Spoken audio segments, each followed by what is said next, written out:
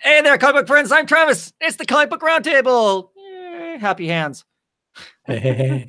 And today it's not just me. I have Damien with me, Sleep Reader 666. How's it going, sir? It is going very well. I'm very glad to be free to join you. Did you do one last week that then you pulled off the air or something? 2 weeks ago. I did one last week, and 2 weeks ago I pulled it off the air because I had bought a new mic and the mic would crap out on me. It would it would distort, and so you'd lose audio, and it didn't work at all. I mean, it didn't work off air, on air, whatever. So I bought a new mic. But last week I was on last week by myself, and well, I guess I need to search for that. I thought it had been taken off. And quickly, I don't think I pulled that one. If I pulled it by mistake. But I did pull the one with the bad audio because no one could hear me. So it might have just been, you know how YouTube is. Sometimes you miss things. Right. Well, and I'm assuming you're like me. You subscribe to a lot of people. So a lot of people, and some of them I watch all their videos, like you, and some I pick and choose which videos to watch. Right, but I mean, sometimes that feed gets really busy. So the feed gets really big. Yeah. Even when I'm not watching a lot of things. Right, for sure. Okay, so no pretenses. We don't flip a coin anymore. We're just starting with Marvel. It's tradition to start with Marvel. Exactly, just easy that way. So I've only got one Marvel book. What do you got this week? I assume the ones I have are not the same. You probably have. Is it Hulk again? No. Okay. Hulk just came out this week. So okay. I'll be talking next week about that. Well, I don't think you get Moon Girl and Devil Dinosaur. I do not. And my love for this comic just keeps growing, I have to say. So it just ended a 4-issue story arc where Moon Girl, everyone has this strange sleeping issue, at least in her Yancey Street neighborhood. And she eventually, during waking hours, enters the world of Dream awake and meets this boy named Bad Dream, who to my eye, he looks like the boy from Where the Wild Things Are. Oh, like Max, huh? Yeah, Max, that's his name. I couldn't remember. There, see that? Oh, yeah, he does. He definitely has that look. He is kind of a changeling. Nightmare pulled him out of when he was a baby, pulled him out of our world and brought him into the world of Nightmare and Dream. And so he's never in his life slept. So his whole motivation is to get out of Nightmare or out of the dreamland so he can sleep. So I just loved that motivation. And the whole 4 issues has been very charming. A little bit of Where the Wild Things Are, a little bit of Little Nemo kind of stuff, if you remember that old newspaper comic strip where you're always entering dreamlands. And it hugely plays, in my opinion, to the strength of the artist Bustos. I forget her first name.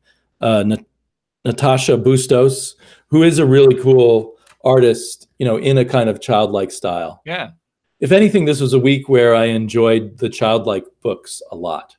So anyway, this was one of my favorite books of the week. And for people trade waiting, I think it's a great thing to pick up, to read on your own or read with a kid.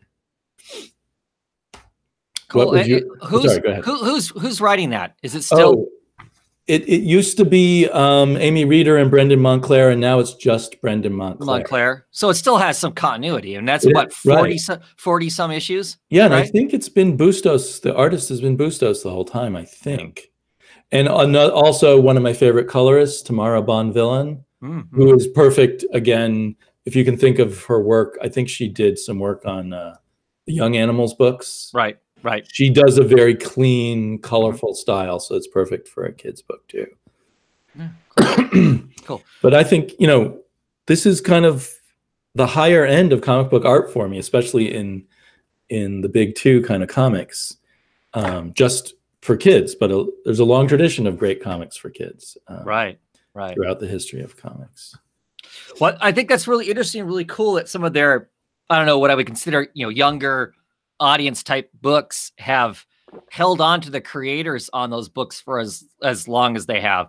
That one, Ms. Marvel, up until here very recently, pretty much had the same people and on the Squirrel book. Girl still has the same writer and had the same artist for a very long time. Right. So yeah, that's smart, that consistency, because I do hear from younger people, sometimes that inconsistency tends to throw them off in monthly comics where, where they get used to somebody looking a certain way and you get a new artist on and suddenly they don't look right, kind of a thing or whatever, that kind of throws people off from the story and whatnot. So, and for a Marvel comic to be at issue 41, that's quite an accomplishment at these days. Right. I think it must say a lot that it's just selling really well in trades. I've got to assume. Trades and Scholastics, because I know within 7 issues usually. Right. I know those books get sold at book fairs. Right. That's definitely a book that you can buy at your typical school book fair. So I'm sure there's that's a huge audience to the Scholastic stuff and whatnot. So yeah, that must be it. So hopefully hopefully they're paying this creative team well, and that's why they stick with it. Yeah, for sure. All right, cool. My only Marvel book was Daredevil. Issue number 3. I've been telling people, it's standard Daredevil. Yeah, you were kind of standard on it. I remember. Affair. I really like this issue. Does it feel like Zdarsky's getting into the swing of it or something? Or well, yeah. I mean, so it's still basically dealing with like I said, your normal kind of Daredevil stuff. So Fisk is mayor of New York, and he's basically put out a thing saying that mass vigilantes no more, go after them, kind of thing. Daredevil is still recovering from whatever happened to him in the prior run of the book. He's kind of come back from that, but he's not 100%. He gets himself in a bad way, and the cops basically catch him, and but the police won't. There's one new detective that's like from Chicago or something that's going after him, and he wants him, cuffed and all this stuff. He does take a bullet, and they're gonna fight. He's trying to decide, how does he fight the police or not fight the police to get away? And most of the police won't actually arrest him because he knows who all of them are, and he's helped all of them at one point or another. So the regular foot cops are like, we're not really willing to put cuffs on him. So the detective goes fisticuffs with them. They get in a big, manly punch out, kind of a thing. And he does beat Daredevil because Daredevil's been shot and wounded and whatnot. And the detective's like, cuff this guy and drag him out of here. And they're like, no, he needs to go down to the station because, of course, what he's doing is against the law. But we're not perp walking Daredevil. He's he's kind of one of us, kind of a thing. So they start to pack him off, and then there's all kinds of gunfire goes off around him. Somebody's attacking the policeman and whatnot, and somebody comes and saves Daredevil. And at the end of it, you find out who it is that saves Daredevil. I don't know if I should give that part away, but it's kind of a classic team up. So I'm looking forward to that. And it's the Punisher. The Punisher saves him at the end, which I think is funny because of all the actual terrorists of New York. Right. The Punisher kind of is one. So I like that team up. I like them. So I'm looking forward to the conversation that they might have. So I'm enjoying it. The Chechetta's art is good in it. Of course, the great Alex Maleev covers. I always liked the Alex Maleev covers and whatnot. But the art inside is good. It's good, gritty, kind of Daredevil-ish kind of art and whatnot. So I don't know. I like it. Is it like I said, I don't know. I don't think it's groundbreaking in any sense. But I'm enjoying it. It was interesting. Kingpin hears that that Daredevil is being caught and he's going to be arrested. So he shows up just to kind of gloat and watch.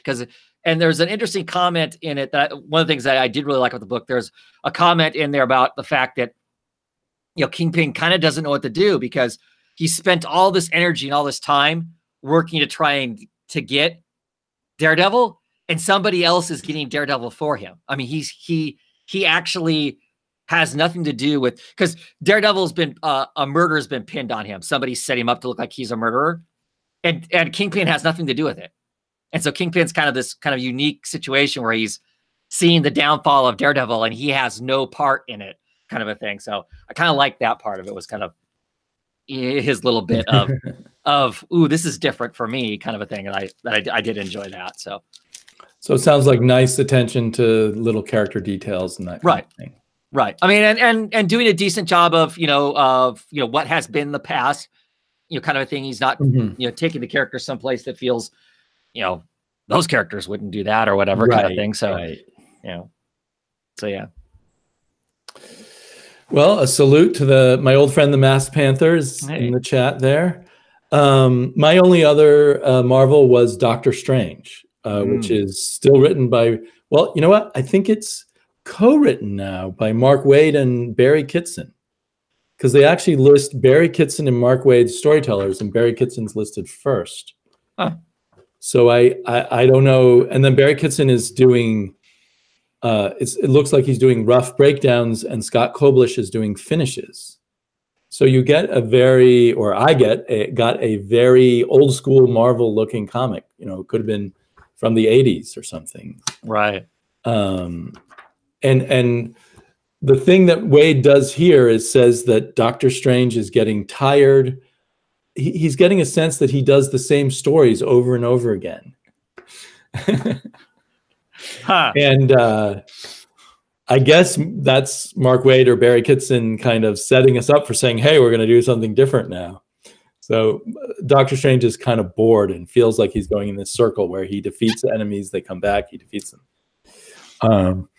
So this time, some super magic aliens who are being attacked by Galactus come to Doctor Strange for help. It's done in a very interesting way, because they're coming for help, but they're awful, nasty people. And they assume magic is all. They assume Doctor Strange is the one who's defeated Galactus in the past. And since Doctor Strange won't help them, they steal his power. Steal power from all the artifacts he keeps in his house, right, and go off and attack Galactus. And what he does is I'm spoiling it a bit here, but it's sort of the basis of the arc, I guess. He sent this other magical person who stole the power, sends Galactus into the mystic realms, so sends him out of the normal scientific universe. And Doctor Strange freaks out, because it's like, what is the mix of Galactus and Galactus trying to eat the magical realms going to be? So there's Galactus going into the magical realm. Right. So anyway, so it ends, of course, on a cliffhanger, and we'll see what happens. But it's fun. There's nothing deep about it or anything, but it might, I assume Galactus, here's Galactus in the mystic realms. Yeah, cool. I assume Galactus has never been in that Steve Ditko created magic world before. Right, so right. It's a fun comic. Yeah.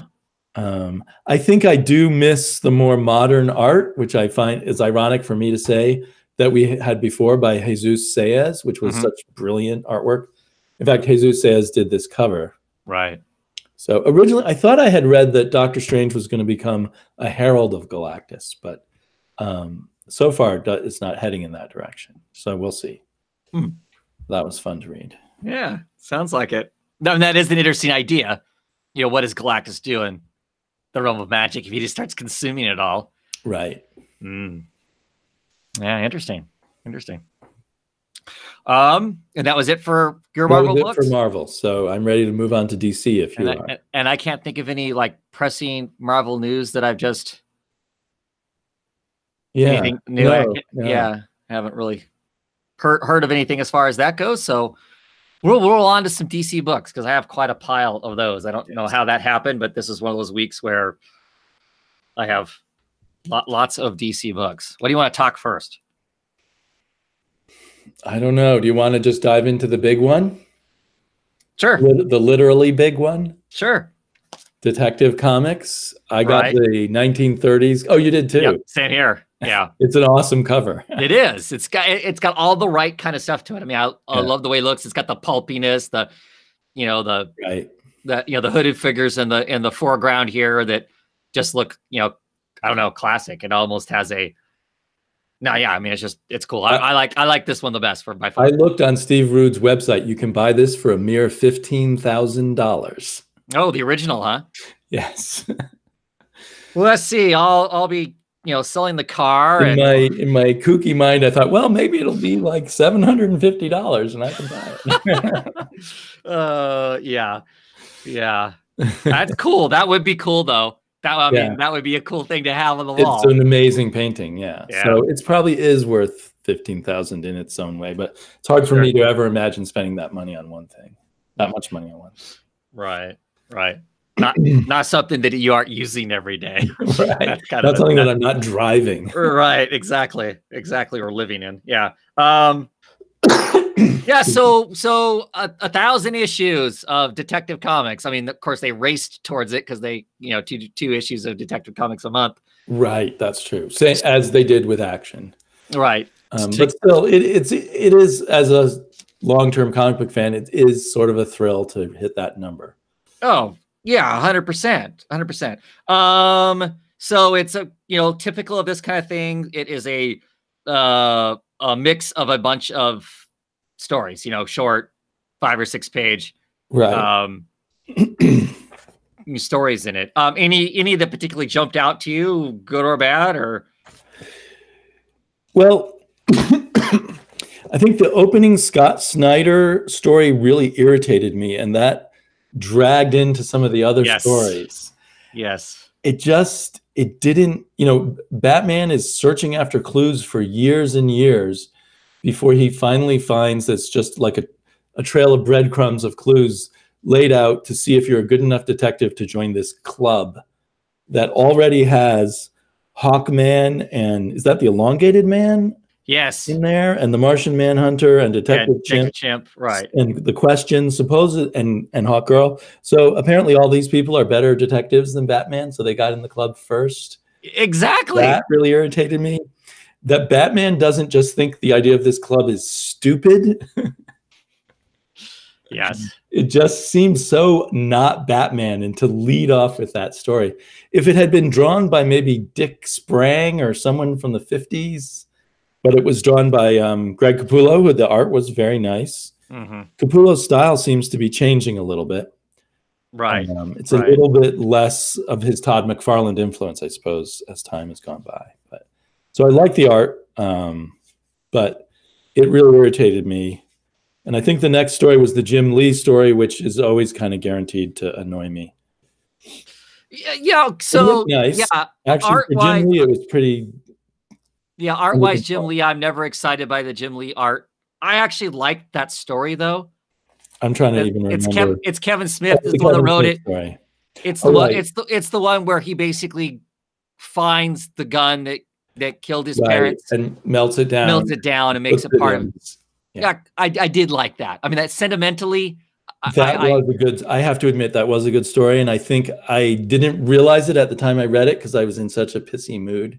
Yeah.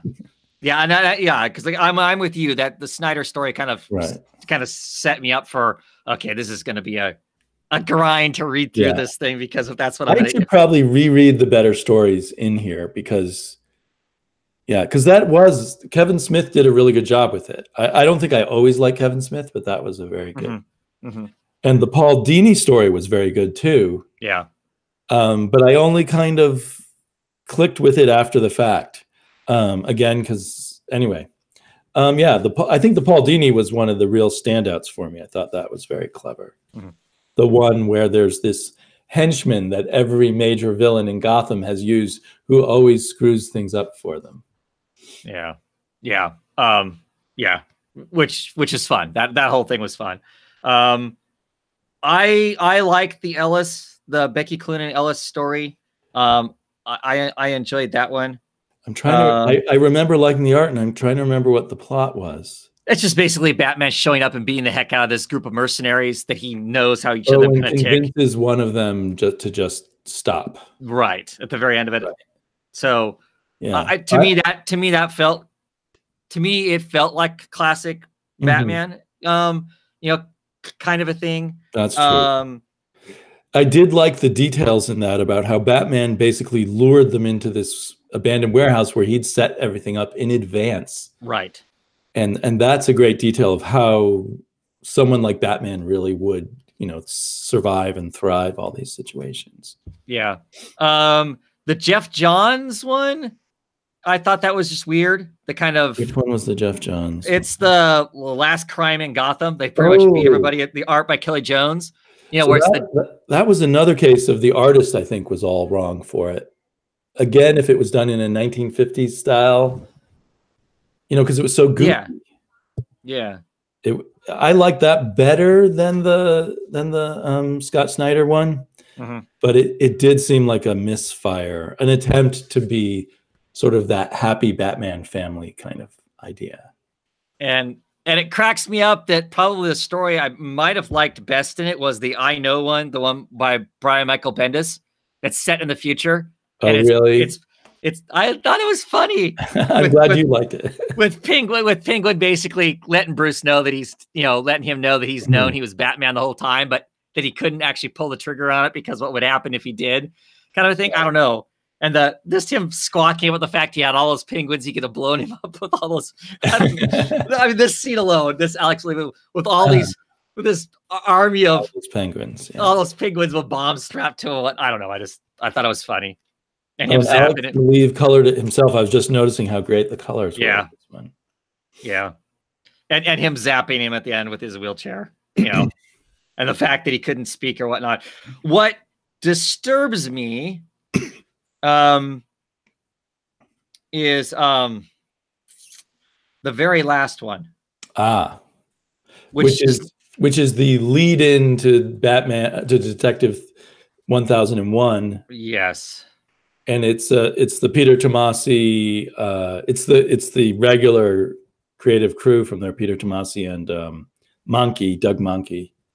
Except it's not going to be Mahnke. Mahnke's not doing the art. It's going to be Brad Walker. Or Bradley Walker is going to be doing the artwork.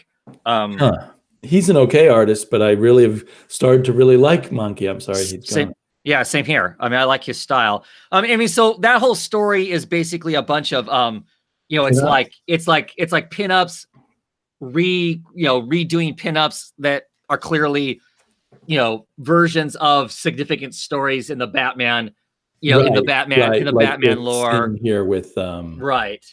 Ra's al Ghul is right out of a famous scene in a Neil Adams comic. Yeah.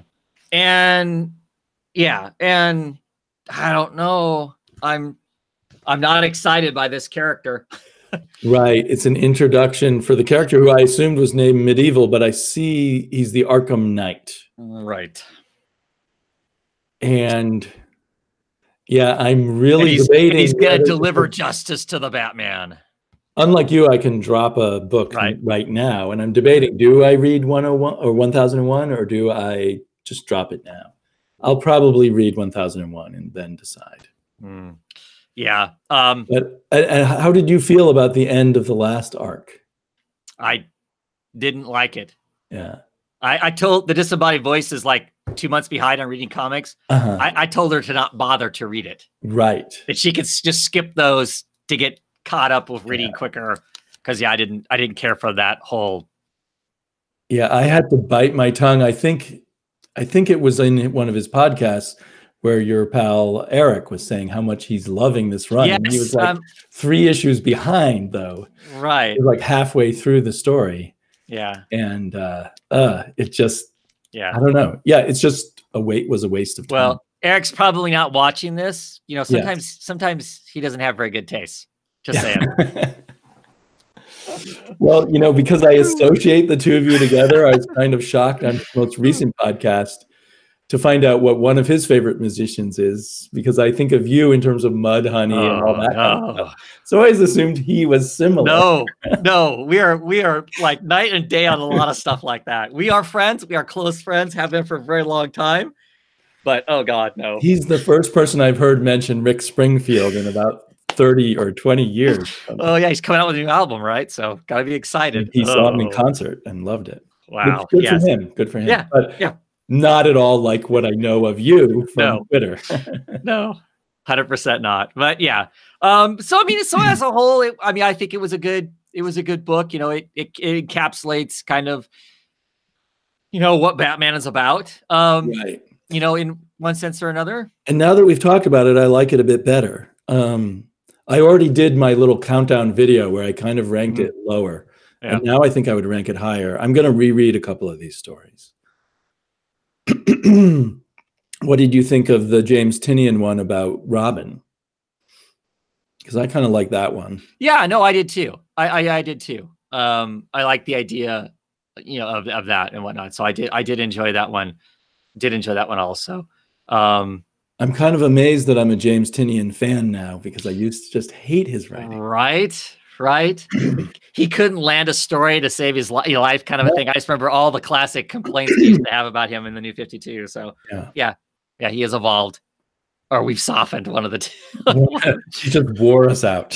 one of the two. He wore us down. Yeah, something like that. So looking at the comments, and Luke's on Gotham Central, and he's talking about the fact that you know, reading, of course, Detective Comics 1000. He liked the Smith story, thought it was brilliant. And the Snyder and King stories were really fun. And he didn't like the Priest and the Ellis stories as a whole. He thought they were bland. I thought the Priest one was kind of bad, actually. And I liked Priest often. Right. That was the one drawn by Neil Adams. Yeah, I didn't care for what I didn't like about the Priest one. Yeah. Well, and then he also comments on the, because you mentioned the Capullo art, how it looked different. And he's commenting on the fact that depending on who it is that inks him does change the way that he looks. And that's, as you and me both know, that's accurate. If you have somebody else inking you, it does look different then. So. Yeah, I see. And he still has his regular, he always has FCO Placencia as his colorist. Capullo does. Right. Well, I wonder if Luke will make a video about this, or I hope I haven't missed it, but I haven't seen many videos from Luke lately. No. Mostly reviews trades now, I guess. Right. Okay, well, thank you for making me enjoy that book better. Sure. I wondered as I was reading it, especially after reading the first story, wondered if I should be reading it in chunks, read a story, then go read something else, then come back and read another one, instead of just sitting and reading the whole thing straight through. But that might have been part of my problem, that I shotgunned it too much. Yeah. Let's see what I want to talk about. I'm going to pick on this briefly now. I said I wasn't going to talk about it, but I'm going to talk about it anyway. Sure. So you're not reading Wonder Woman, correct? I am not. And I don't mind spoilers though. Yeah. So, 67, of course, G. Willow Wilson is writing it. I like the art. The art is by Nord. And this issue is another issue. It's got Gigantica in it. I like the character Gigantica, so I'm on board, you know, for that. I thought the art was great. There's some great dynamic, you know, her tackling these stone titans that are stomping around in Colorado that Gigantica is wrestling with and whatnot. So I like that. I guess I'm just a goof. I like the classic, you know, 50-foot woman silliness. So I like a lot of that stuff. So the art is good, but it's dumb. And I hate to say that, but it's just dumbly written. There's dumb lines that, you know, here's Wonder Woman. She's rescuing this guy his truck's been flipped by this giant rock thing, you know, and he's struggling and she's helping him. And it's like, you know, keep breathing. You're all right. I've got you. I don't know. It just all seems not Wonder Woman like things that Wonder Woman would say. So I'm continue to be really down on this book. And it's not just a matter of, I feel like I've been let down by G. Willow Wilson because I had this really high expectation of what she was going to do. Well, I did. well, I did too. But I've moved past that now, and I'm just trying to go, okay, it's just someone writing a Wonder Woman. For an average Wonder Woman comic, it's on the weaker side. Right. I mean, it's not offensive, but it's like, no, come on. Like I said, the art's gotten better than that first, you know, first stuff that G. Lewis was on. Whoever was on the art, I did not care for that at all. The art has gotten better, so there's that. The one thing that has me very curious at the very end of the book, there's this girl that is helping all of the mythical critters that have somehow come from Olympus and are hanging out here. This satyr, this, you know, Pegasus and a couple Minotaurs are trying to find some place to live out in the forest of the Rocky Mountains, where no one can find them and they can just live a happy life, whatever.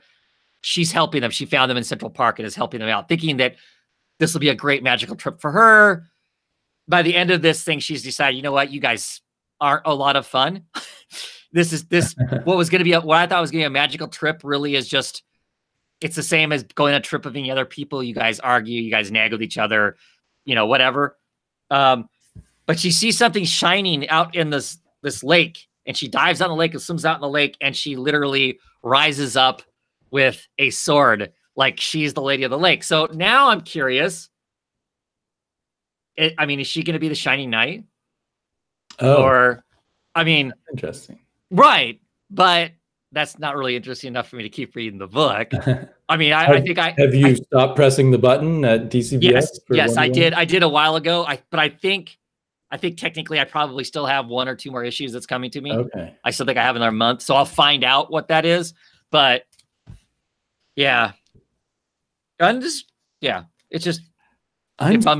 me out. I feel stupid because I was for several years saying DC needs to get Willow Wilson writing Wonder Woman. I thought that was a no-brainer.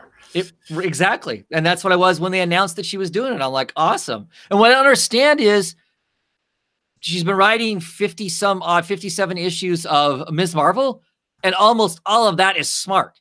It's got smart writing. There's smart interactions going on. It's all smart comics. And this is kind of dumb. I don't know. Yeah. It's just it puzzles me. It really puzzles me. So yeah.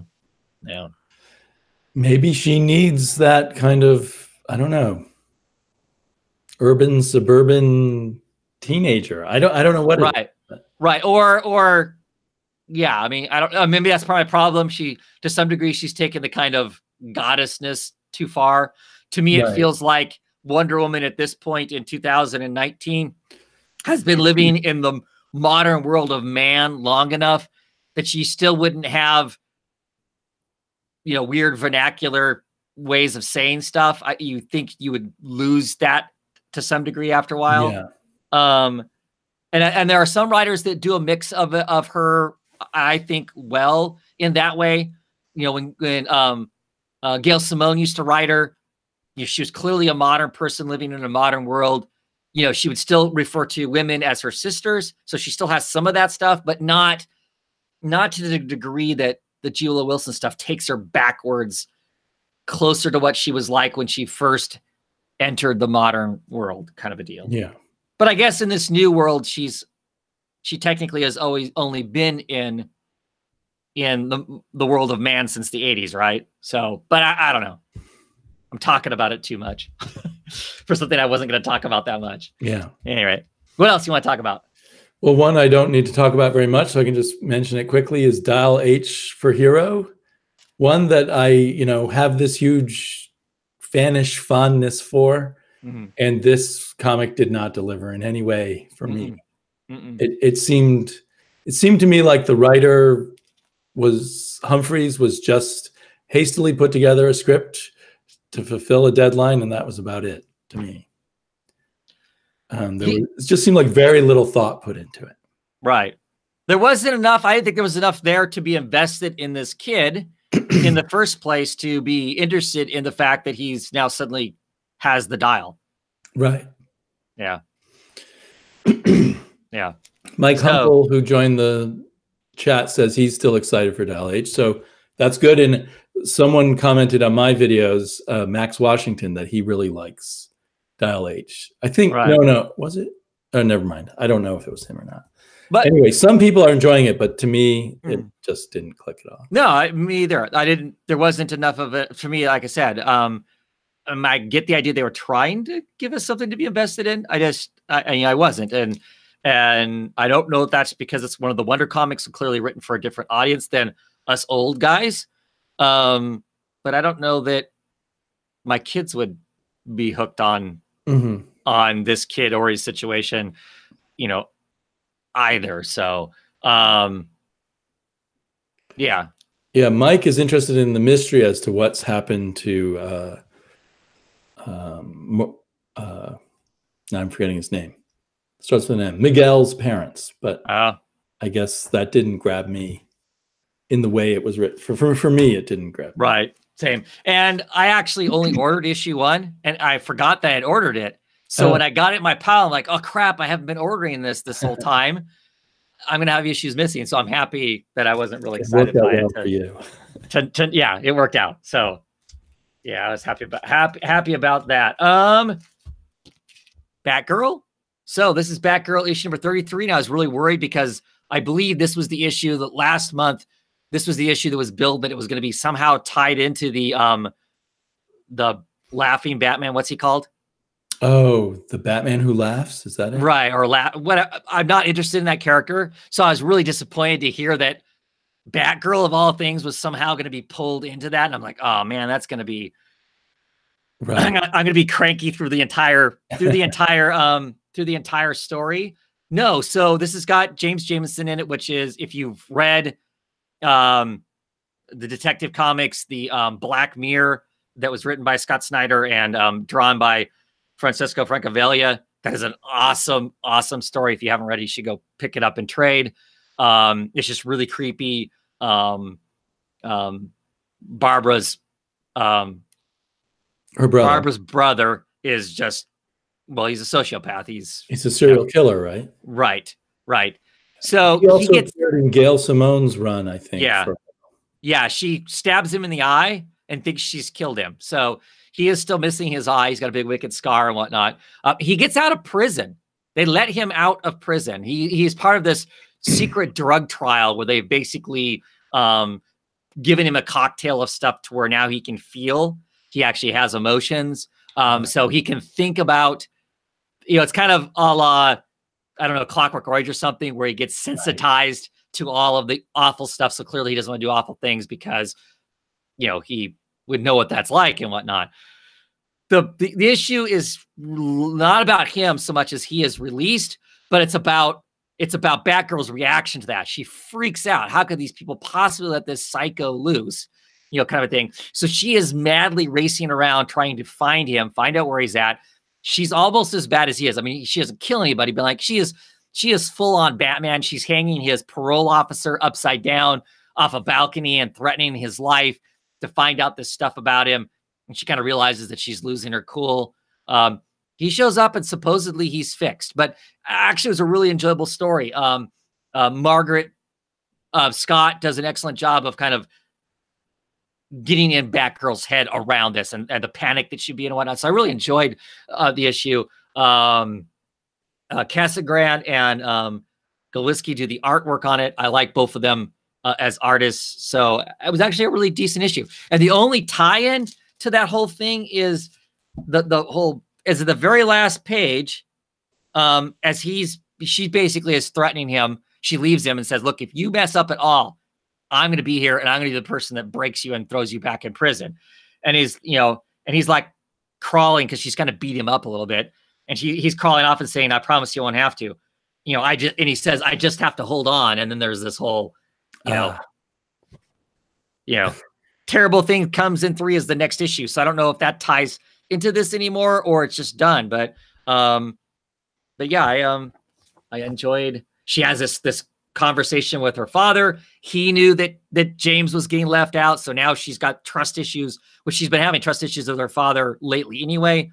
So now she's even got more trust issues. The fact that, how dare you not let me know that you're letting my brother loose, kind of a deal. So I enjoyed that too, but no, some, like I said, some good art, some excitement there, some good emotions. And you've been liking this a lot recently, right? It's been okay. It's been like, it's been a decent superhero comic, not anything to be super excited about. But I've been, like I said, I've been dropping books that have been kind of, because, well, I've got 25 issues this week. So clearly I can afford to drop some books, but it's just hung on to being just enjoyable enough. And I like the character. So I've continued to kind of stick with it. And this issue, like I said, was actually, as much as I was dreading it, ended up being an enjoyable issue. Because it got into some of that psychological drama stuff that would come along with that character being out and about. So, yeah. Yeah, I've been wondering if that's one I should have jumped onto. I mean, I don't know that I'd be telling anybody they need to go out and get it unless it's a character you're enjoying and whatnot. So, but what else? What else do you want to talk about? Do you get Freedom Fighters? I do get Freedom Fighters. I am an old school Freedom Fighter fan.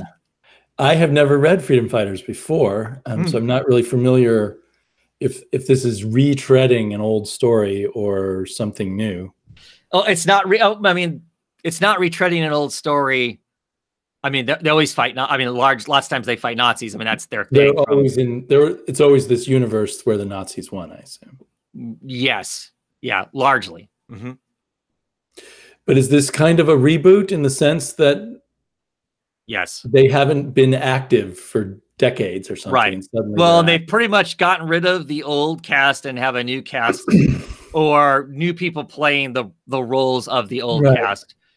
There's no Doll Man, for instance. There's Doll Girl or Doll Woman. Right. Is that his daughter or his wife? I'm not sure which. I believe wife. Well, I'm loving it, but I don't know. That's why I asked. I don't know if it would have a different effect if you're more familiar of what they are supposed to be. Mm-hmm. I'd say I'm loving it, and as I was reading it, I was realizing part of it was there's no moral ambiguity that I have to deal with here. Exactly. It's pretty easy to punch Nazis. I mean, right. And so, but within that black and white kind of situation, Vendetti is doing a very good job of making a really fun and compelling story, I thought. And I like the twists with, Adolf Hitler II and then his sadistic son. Right. And all of that. It's very interesting. It's got layers to it for such a black and white story. Mm-hmm. And it's got incredibly good art for. Yeah. Eddie Burroughs. Eddie Burroughs is for my money, Eddie Burroughs is a classic superhero type artist. He's just really dynamic. He has good line work. And he manages a very rich, both layouts and the actual details of the drawings are very rich. So you feel like someone's really making a lot of effort on this, an effort that pays off as opposed to wasted time. But. Right. So I like you were talking about the character work in it. I really enjoy that too. I like the extra stuff that because this is 12 issues, and where are you going to go with 12 issues of punching Nazis, right? If that's the story. So I think they're doing a good job of kind of giving us some information and some idea about what makes our heroes tick a little bit more, who they are beyond just punching Nazis, kind of a thing. And these are newish takes on some of these characters and whatnot. So I'm enjoying that just to see what these characters are like versus the ones of the past. Although I enjoyed this issue a lot, I'm a little nervous about this Uncle Sam character who seems kind of mystical, and I don't know if that was the intention. Yeah, he's the spirit of America. So he's literally the spirit of America, not a guy. And yeah. I mean, where is he? He's just kind of floating about, and I think at this point he's still in the process of being of absorbing enough of America to come back into existence. Come back, right? Because he kind of walks on the last page. Yeah, because he kind of walks through. At one point, he's walking through a mythical cemetery of other like iconic Americana that are still dead. I mean, because he comments on the fact that that Johnny Canuck is still lying dead there, and some of these other and other classic spirits of other places like Britannia, for instance. He's walking through this mythical graveyard of other spirits of other places that the Nazis have already broken. They've already crushed those places. Right. And he was almost dead himself, and he's basically been resurrected. And that's kind of what the goal of the Freedom Fighters right now is. They need Uncle Sam back because Uncle Sam is this larger than life mythical being that can draw in more people, but they have to kickstart that in some ways. So that's what their current goal is to get enough people thinking about the fact that there might be hope for America, as opposed to, it being, just another Nazi country, right. To kickstart him and have him back and, and punching Nazis himself and whatnot. So I think that's interesting. There's some really, for me, some parts in this that are really, like it disturbs me to see, people of color in the book, because right. like they've obviously become slaves again. I mean, to the point they all have like cattle ear tags, right. like the ear tags you see on livestock. And to me, seeing that's just like, ooh. And they reference that that probably the remainder of Native American tribes have been destroyed. Right, completely. So it is only issue 4, and I do wonder how they can make it for 12 issues. Right. So I really loved the first 4 issues, but the old guy in me is saying, well, we'll see, because I don't know if 12 issues is right. And it's interesting that they've taken basically Plastic Man. Oh yeah. There is no Plastic Man in this book. There's the Plastic Man. Yeah, the Nazis have their own special forces, and they're like SS troopers, but they can of course shape into it's like the Plastic Man Gestapo or something. Yeah, and they're nasty. Yeah, and that was been pretty brilliant and visually brilliant too. Yeah, for sure. Are you reading Martian Manhunter? I'm not. Should I be? Another 12-issue maxi series. Right. I don't know. I like the Riley Rosmo art. This book gives him the ability to clearly just kind of go nuts, because there's lots of the book spends way more time on Mars than what I thought we were going to be. I thought we were going to get a detective story, with him being John Jones and whatnot. And we're getting that, but large amounts of this book are told in the past with his experiences on Mars, and some of the stuff that was happening on Mars. With this issue, with issue number 4, I now get why we were seeing a lot of that. In the past, there's like this virus that gets in people's thoughts in Mars, and the Martians share pretty much all their thought waves amongst each other and whatnot. And if you're intimate, you literally become like one entity, kind of molded together, kind of thing. And so this virus gets passed amongst people, and it's destroying stuff. And the Mars government is covering it up because they don't want to say there's this thing happening until they have a cure, but it's starting to threaten what's going on. John Jones on Mars, he is basically the equivalent of a policeman. He's a manhunter, but he's not a good guy. I mean, he does good things, but he's on the take.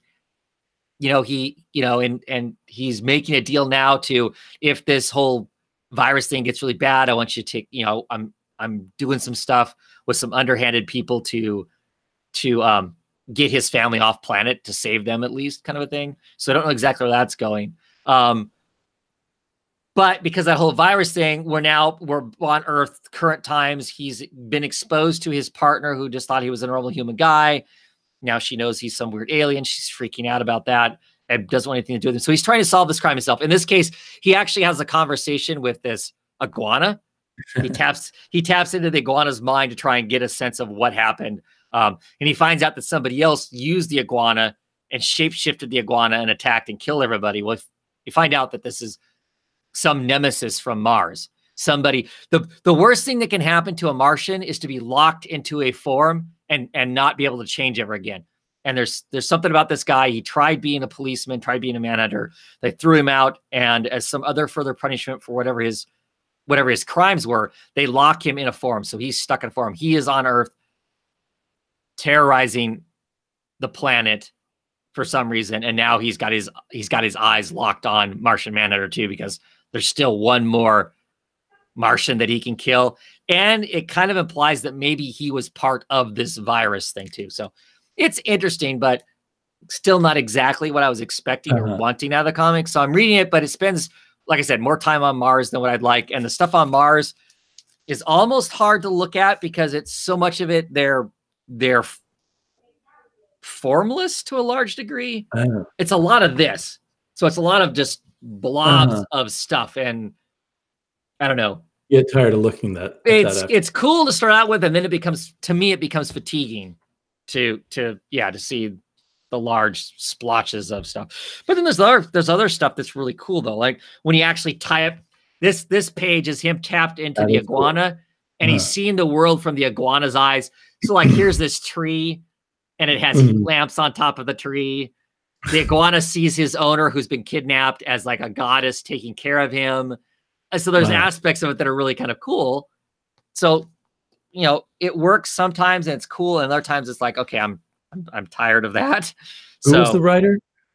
It is Steve Orlando, which you're not a fan, right? I usually find his writing confusing. Yeah. So another book I wouldn't tell people they should be rushing out to get, kind of a thing at this point. If you're a Martian Manhunter fan, I guess you pick it up, but. Yeah, I'm torn because I do really enjoy seeing Riley Rossmo, but that's why I didn't order it. I was thinking of it, and then I saw who was writing. Yeah. All right, what else? My last DC one is Shazam. Yes, which, like Moon Girl, I enjoy as what I consider a very good kids story. It reminds me, I mean, it's not like Narnia really, but it just reminds me of reading things like Narnia. I loved the opening sequence with Tawny. Yes. Talking Tawny Tiger, as he used to be called, I think.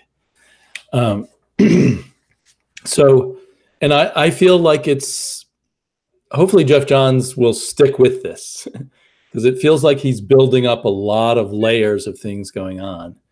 The big reveal at the end brings in another traditional Shazam villain, and we've already got Mr. Mind somewhere in the mix. Right. And we've got all these new ideas about the different lands inside the Rock of Eternity, which I find my inner child, it's the kind of child story I love. Yes. So everything's rolling along nicely and adding more pieces, but I want to be again, I guess the adult in me is worrying. Geoff Johns doesn't always stick with things, or right. Well, hopefully he's committed to it. I am pleasantly surprised by the book because the last Shazam Geoff Johns written stuff I hated. I hated Billy. Billy was this ugly kid that was just, and for me, first and foremost, Billy Shazam is supposed to be this, probably unrealistically wholesome kid, right? Who just, loves life, loves who he is, loves the idea of being Shazam, just wants to help people. He is the epitome of good. I mean, he's the hero, Superman, whether or not he has superpowers. Exactly. And I didn't really like Geoff Johns' interpretation of him during the whole New 52 era and whatnot. He was kind of an ugly kid. I actually enjoyed it. I read it as a trade paperback all at once because I wasn't reading the Justice League. Right. But I can see what you mean exactly. I mean, it was a very different take, and it was definitely trying to modernize him. New 52 was supposed they were purposely being grim about things. Right. Well, they modernized him, and I get that. I mean, I made get him that. very unlikable. I get that, but like I said, for me, in my mind, he has to be this wholesome kid. That's part of the corny charm of Captain Marvel Shazam is that for me.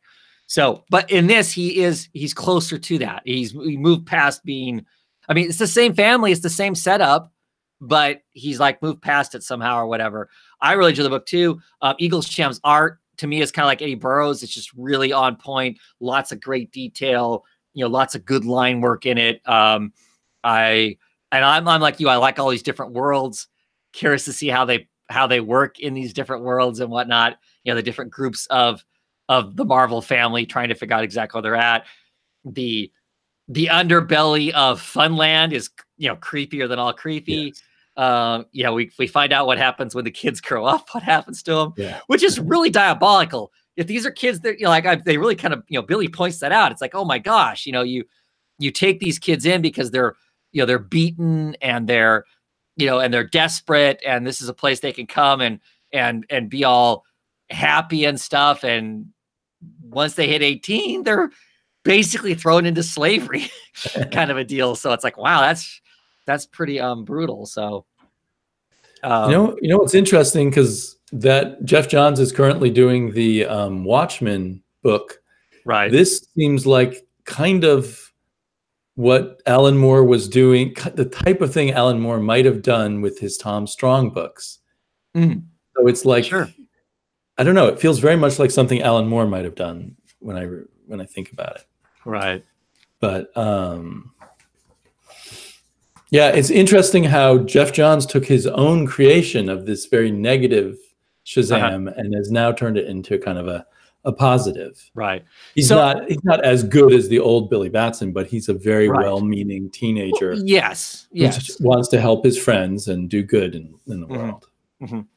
And get home in time to get his homework done. So right. Yeah. Do you have any issues this is? Because this doesn't say it's a miniseries or whatever, but I know it's limited. It's not. Yeah, I mean, I haven't seen anything that indicates. See, part of me says I knew at one point, like there was something that told me at some point that it was going to be X number, but I can't remember. I can't remember now where that was. But yeah, I enjoy reading the book. I look forward to it when it comes out. It's a definite book that I look forward to reading. So, well, it feels like this storyline could probably go 10 or 12 issues. Sure. I would think. Definitely. Yeah, depending on how much time they focus on each of these worlds that everyone's been dumped into. Yeah. Silent Stag asks, is Shazam the man or the kid? Shazam is a wizard. Right. But now one flaw is they haven't come up with a name for him and his family. Right. They joked about it in issue 2 or 3 that they couldn't decide what to call themselves. Right. So yeah, so Shazam is the adult superhero character. Right. But it seems like Billy is the kid. He has the kid's mind still. Oh yeah. Yeah. I mean, he's the same. Yeah, he's the same. He's the same person. He just gets a big giant. He just gets the big. No, is the man. Okay, I get it. He is the man. Cool. But it said Shazam is the man or the kid. I don't know. Yeah. Oh, and then you made a joke. Okay. So you understand it. Right. I have to say there have been times when I'm like, okay, is that the same? Is Billy Batson's mind completely in charge, or does he change in some way? Mm-hmm.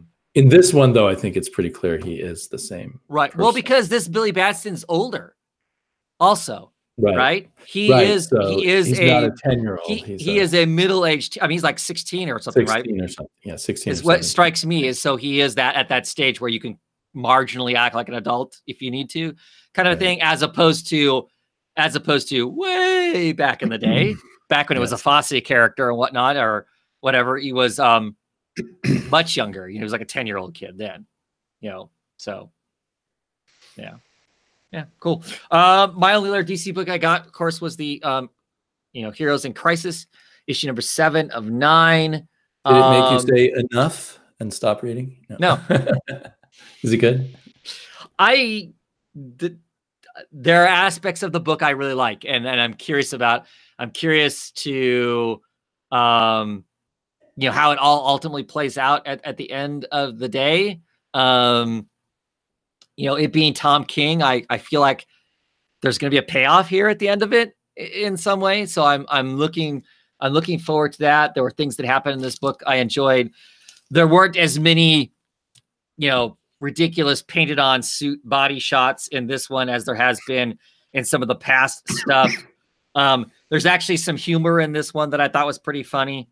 So you're talking about it kind of being like old school art, in the sense of the early 2000s or something. Yes, because the way Man draws the stuff, we get these Harley Quinn and Batgirl scenes that in the past visually, I don't think work with. We're talking about serious trauma, PTSD.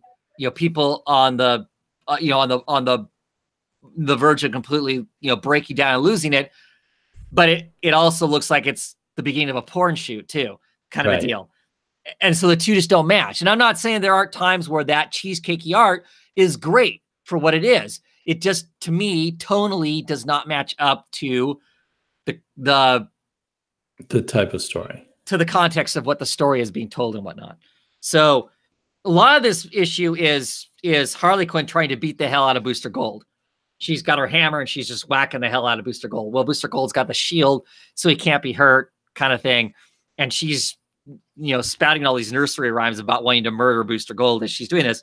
And Batgirl and Blue Beetle are standing by watching it happen because, I mean, nothing's going on with it, you know, kind of a thing. So that part's amusing. There's another scene where Batman and the Flash are still trying to work out who's done the crime, who's murdered who, what's going on. And it's the Flash racing all over the world trying to find stuff. And Batman, of course, has sensors everywhere, and he's checking the sensors at the same time the Flash is running everywhere, and he's like telling the Flash, you know, it's like, you know, so the Flash runs off to Africa and comes back in nanoseconds and goes, Africa's clear. And then he runs away and he comes back and he goes, Europe's clear. And Batman's going, you know, you don't have to keep running back and forth. You can use the radio to tell me. And he's like, yeah, but I'm faster than the radio. And I don't know. It's just, there's just some funny things that make me kind of chuckle about what's going on. But they figure out that the two people that they've kind of listed as being the murderers are not actually the murderers, that something else happened. There was like some blip, somebody went backwards in time or forwards in time. The Flash has gone forwards. I mean, Wally has gone back and forth. So he's actually witnessed his own murder, kind of a thing. It's seeming to begin to happen. So things are starting to fall into place, and the mystery of it makes more sense. I still am not 100% sure exactly how this the PTSD part of this, which is kind of how the story was billed as being, I'm going to be exploring PTSD, and then we are, but I don't know. I don't know what I was expecting out of that story, but we're kind of dancing around it.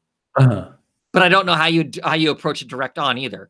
I mean, we're getting some of that because we're still getting these 9-panel grids of characters kind of sitting around and talking through to things. The camera. And talking through things. And so we get some of it there. So I am enjoying, I am finding it, you know, curious. I'm looking forward to seeing, you know, what the end result is in 2 issues. So, but I would not tell anybody to go out and race out and get this either. But some of the stuff that people were mad about at the beginning of it, I would be less. I mean, if I were them and was mad then, I would be less mad now. You can kind of see, oh, okay, yeah, this is where it's going. So I'm basically waiting to see what people say about it when it's all done, and then I may read it in trade. Right. I did read the first issue. I got too curious, and it was well written, but I just not something I'm in a rush for. So right. And I also really did not like the final issue of Mr. Miracle, so I'm a little worried about Tom King and his landing of books. But I love the way he finished out the Vision, though. So I guess of his miniseries, one worked really well and one didn't. You read Omega Men, right? You know what? I never finished it. I need to go back. It was one of those things where I got out of control and didn't read all my current books. Yeah. So I've only read about half of Omega Men. So I don't know how it ends. Yeah, I haven't read that yet. I figure I'm going to end up picking up and trade at some point because I didn't get on that when it was coming out. So, but I'm curious to read that just to see what that's like as some of his earlier stuff versus you know, the stuff I'm reading now. So it's definitely a book about war and how nobody wins. I would guess from the 6 issues I did read. Right. Okay. All righty. Well, that's it for me for DC Books. That was it for you? Yeah. Okay. I think the big DC news is there's a Shazam movie out there that people seem to be really liking. Right. That it's I haven't seen it, right? Yeah, I haven't either. That it's light, it's funny, it's all the stuff that most of the other DC universe type movies tend to not be, it sounds like. So which is cool. I mean, that's good. I wonder if Jeff Johns had a hand in it. I haven't paid any attention to any of the entertainment news. I don't know. Yeah. So I don't know that. I don't know that either. But I assume it was because the movie was coming out that Geoff Johns is the one who chose to do Shazam, because it was going to get a lot of attention. Well, yeah, that, and I just think that it's a childhood favorite of his. Oh, okay. So it's kind of one of those things. You know, if I have control, I'm going to make sure I'm the one that's writing it, because I see. I love this character kind of deal.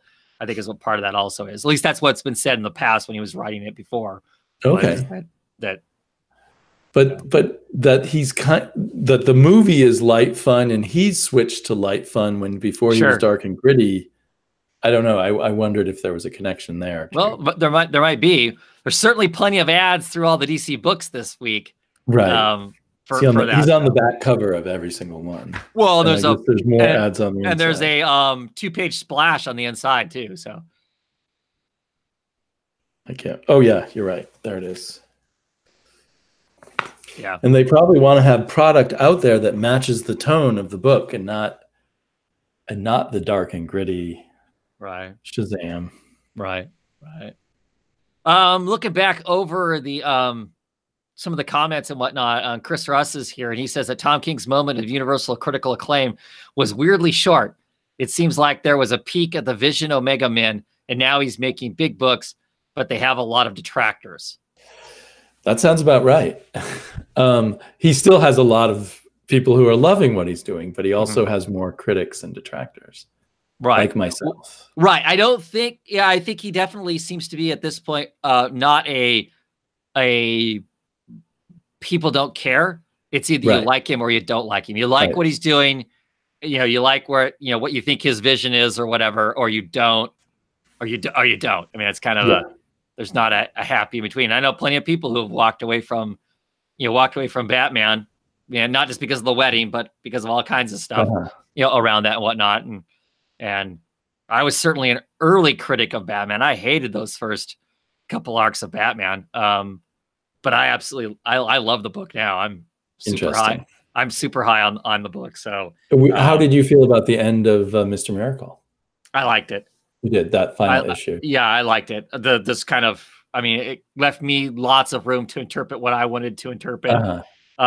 So I guess I enjoyed that. And I've had some fun conversations with people in the past about that. And I enjoy that too. If a book gives me the opportunity for, to have a conversation about what did it really mean and whatnot. So, I got to say, I love the first 11 issues and then hated that last one. Right. But and I get why people, good issues was enough. I mean, I'm not. And I get why people didn't like it. There's huge, ambiguous, kind of weird, what the hell stuff about it. I totally get that. Yeah. Kind of a thing. So. Yeah. And Chris is saying it would be cool if he pivoted to creator owned or smaller stuff at some point. It is surprising he hasn't. Has he done any creator owned? I can't think of any. Tom King. Not that I'm aware of.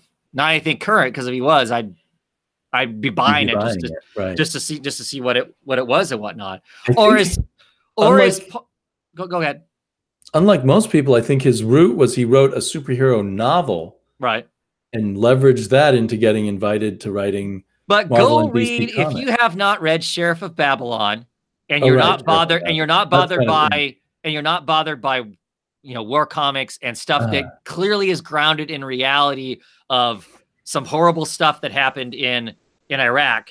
That book is excellent. That book has just some moments in that book that reading that, I was high on whatever he was going to do next, between that and the Vision. But they're different in one way. He clearly had something to say and had a with Sheriff of Babylon, that he was telling a certain kind of story. And with the Vision, and with any of the stuff that's property that's owned by somebody else that he's been writing, it feels to me like he is retelling some version of classical literature in comic book form with this stuff.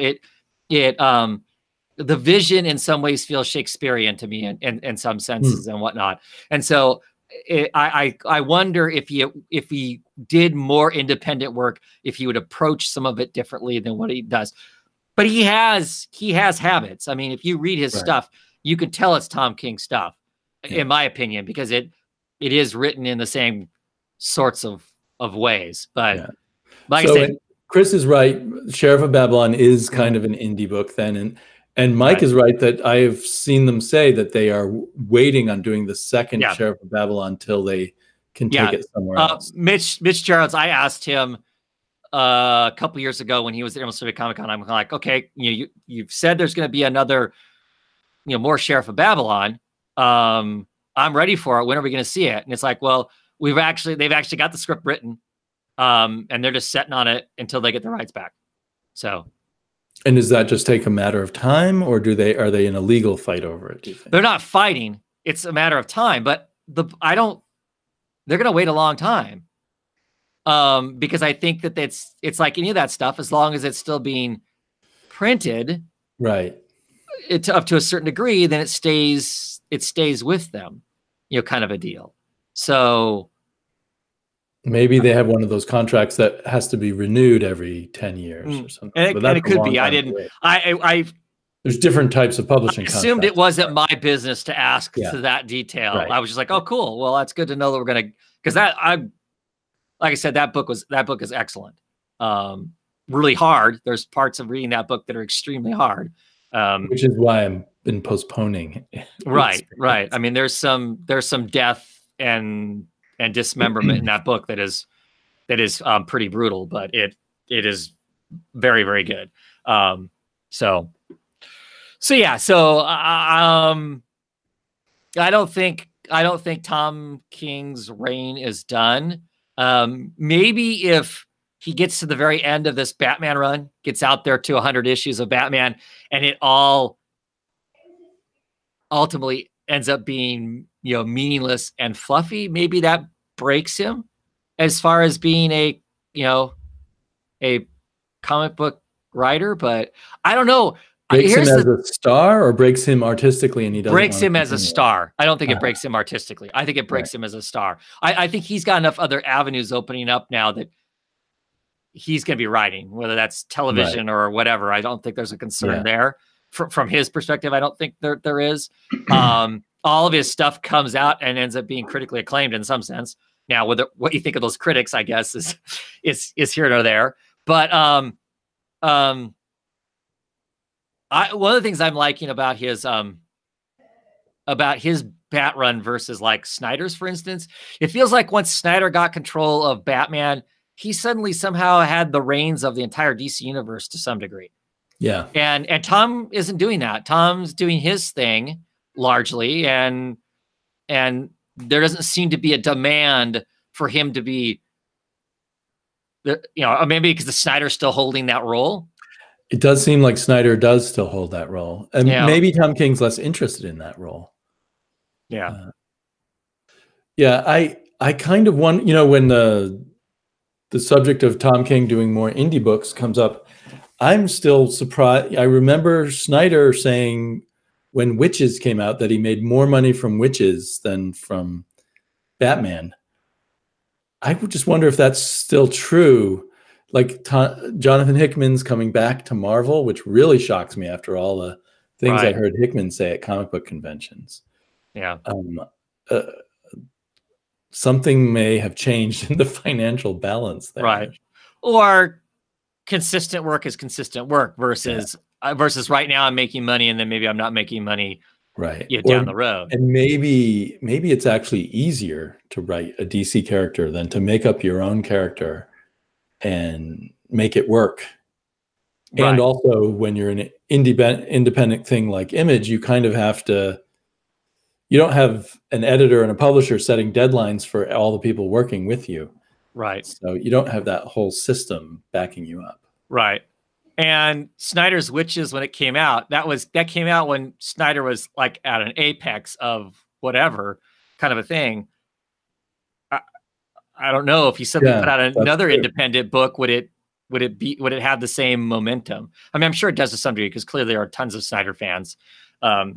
But I don't know, kind of a thing and whatnot. And Hickman, a lot of his stuff is coming to an end. Right. And he may have the other new stuff that he has tried to do has not maybe caught on. I mean, or he didn't have as much of a story. He may have realized writing the Avengers is what sold some of his books. Right. So every once in a while you have to go back to, you built an, it makes me sad, an audience. That might be the reality. Yeah. He built an audience, on the Marvel work, and now it's whatever. I'm curious about Rick Remender too, in that same sort of a way. He had some, critically acclaimed indie hits, but didn't have the audience necessarily for them, for like the Fear Agent and that sort of stuff. But then he goes and does some work for Marvel, gets a larger name, and then goes and does some independent work, which was good. And that's what he's using now to, but his stuff's coming to an end too. So I'm curious to see if his TV show, if some of that stuff doesn't continue to be successful, do we end up seeing them back writing for whoever again? So, right. And it seems surprising, but on the face of it, that like Kelly Sue DeConnick isn't putting out more Bitch Planet rather than doing Aquaman. Right. But there's probably some difficulties in getting Bitch Planet out very often, I guess. It must be. Because that one sells enormously well in trade, is my understanding. Yeah. Yeah. Yeah. So I don't, clearly don't know the ins and outs of some of that stuff and whatnot, but it's interesting to see. So I wonder if you need every 3 or 4 years to recharge your batteries in the mainstream comics to keep your indies going. Right. I guess we'll see. Yeah. Guess we'll see. Okay. Speaking of indies, now we're on to indies, right? And yes. You must have like 18 or 20 indies there. Got a few, yeah. I've got about that many. yeah. I've got an excessive amount, which I don't need to talk about all of them. So that's okay, or I don't have a lot to say about. If you have something you just want to say, don't read this or do read this, that'd be interesting. But. Shoot, I don't actually. I actually pretty well enjoyed most of. Hexwives. I remember you complaining about that the last time we got together. Yeah. So this issue number 6, they all know they're witches now. They thump on the guys that were controlling them, and now they're gonna go. They put on, superhero witch costumes, and now they're gonna go thump. They're gonna go thump on man and find the rest of their coven. And it says the end. And I'm kind of hoping when it says the end that really means it's the end and there aren't anymore, because I just haven't been really feeling the book at all. I largely read it and am frustrated with the whole how naive these women are. I get that they're kind of been pacified, but pacified past a point that I would think a normal person would be pacified. So I like the evocation of Elizabeth Montgomery and Bewitched on Bewitched. The cover. Yes, it is a great cover. So I don't know. It's one of those things I thought it could have been cool, but I personally didn't. I never really felt it. So if it's gone, if this was the end, I don't know. I haven't really paid super close attention to know, but that's fine with me. I'm not. Feelings are not hurt on that one as far as that kind of thing goes. Speaking of witches. Oh, yeah. Oh, Sabrina. Did you get Sabrina? I did not. Written by a writer I know you like, Kelly Thompson. Nice. I definitely do like Kelly Thompson. She's on West Coast Avengers, right? Yes. And did she write something else you liked quite a bit? Was that Hawkeye? She wrote Hawkeye before the West Coast Avengers. I enjoyed that a lot too. That was an excellent comic. I for whatever reason, not enough people jump on her books as a whole. I think she's a super smart writer, and does really, really well. So, well, how was Sabrina? Sabrina definitely backs you up on that. I originally got it just because I thought my daughter might like it, but I really enjoyed it a lot. There's not like some unique new take on her or anything. Right. It feels a little bit like Archie and a little bit like Buffy the Vampire Slayer or something like that. But it's the timing and the humor and the characters are just all done kind of perfectly. Right. And she's teamed up with a really good artist, Veronica Fish. Oh, yeah. Who does a great job for this sort of thing. So I feel really hooked. I'm just having fun reading it. Yeah. It's not earth shaking, but like I said, it's a really fun. Right. Well, as I say, Kelly Thompson has this, I think she has a really good kind of comedic timing and whatnot. So she can inject kind of some light, kind of amusing things in the book in a very good way. I mean, she does a good job of exploring if something gets serious. She can do a good job of exploring that too, but she just really has a good beat about her. For anything that I've read of hers, just to kind of, so. Yeah, her comics have that swing to them of the rhythm of. Yeah, so I thought, anyway, to anybody who was interested in Sabrina the Witch, I think this is a very good iteration of that character. With a great Adam Hughes cover, right? Isn't that Adam Hughes, I think? Yeah. That is, yeah, and I'm not as much a fan of Adam Hughes as other people, at least in this case. Although I do like when Adam Hughes evokes Norman Rockwell, which he did in one of his Archie comics. Right. Books I love, but I don't have a whole lot to say about them. Right, you've raved about that in the past. Yes, Wasted Space. This is issue number 8 of Wasted Space. Still a great book. In this issue, they kind of are picking themselves back up after some traumatic stuff happened in the last issue. Got to get some new body parts for some people and stuff like that. Continues to do a little bit of soul searching kind of stuff in this. Our main character continues to kind of fly in the face of quote unquote God sort of thing, which I really enjoyed.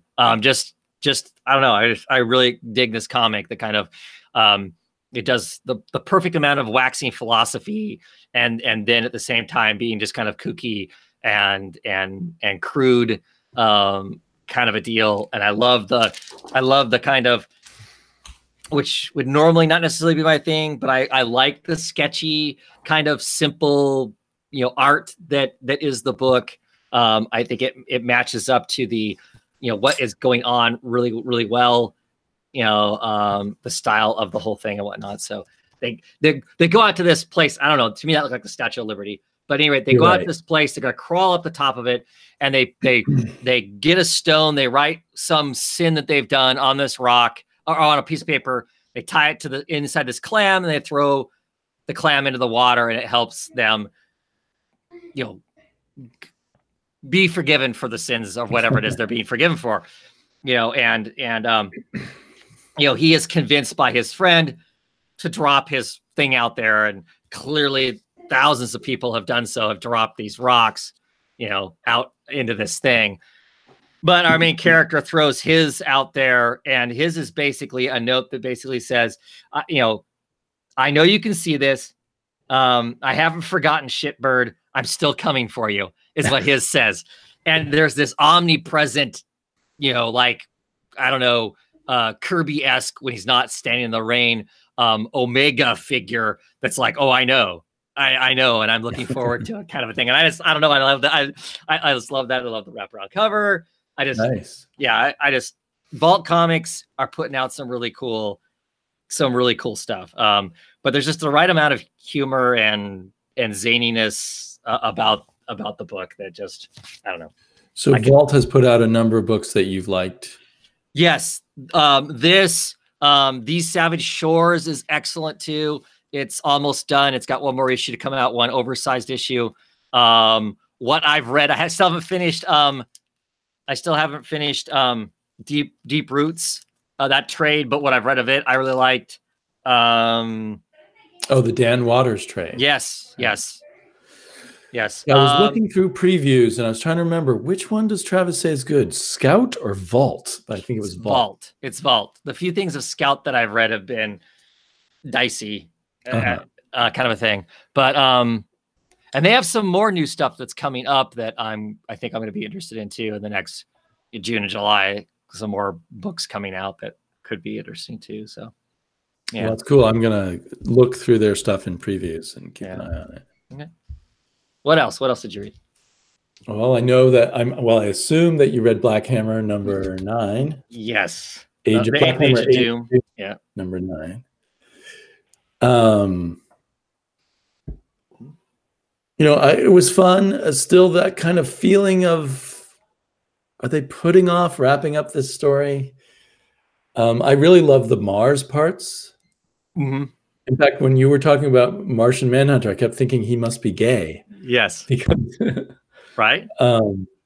Now I'm wondering if this is, I'm wondering if there are 2 Barbalians versions of the story, or if this is, since we're in the rest of the story, we're in kind of an alternate reality. Is this an alternate reality backstory of Barbalian, or his real backstory? Because although I'm sympathetic with him, he kills a lot of people. Yeah. Makes him a little. I think this is him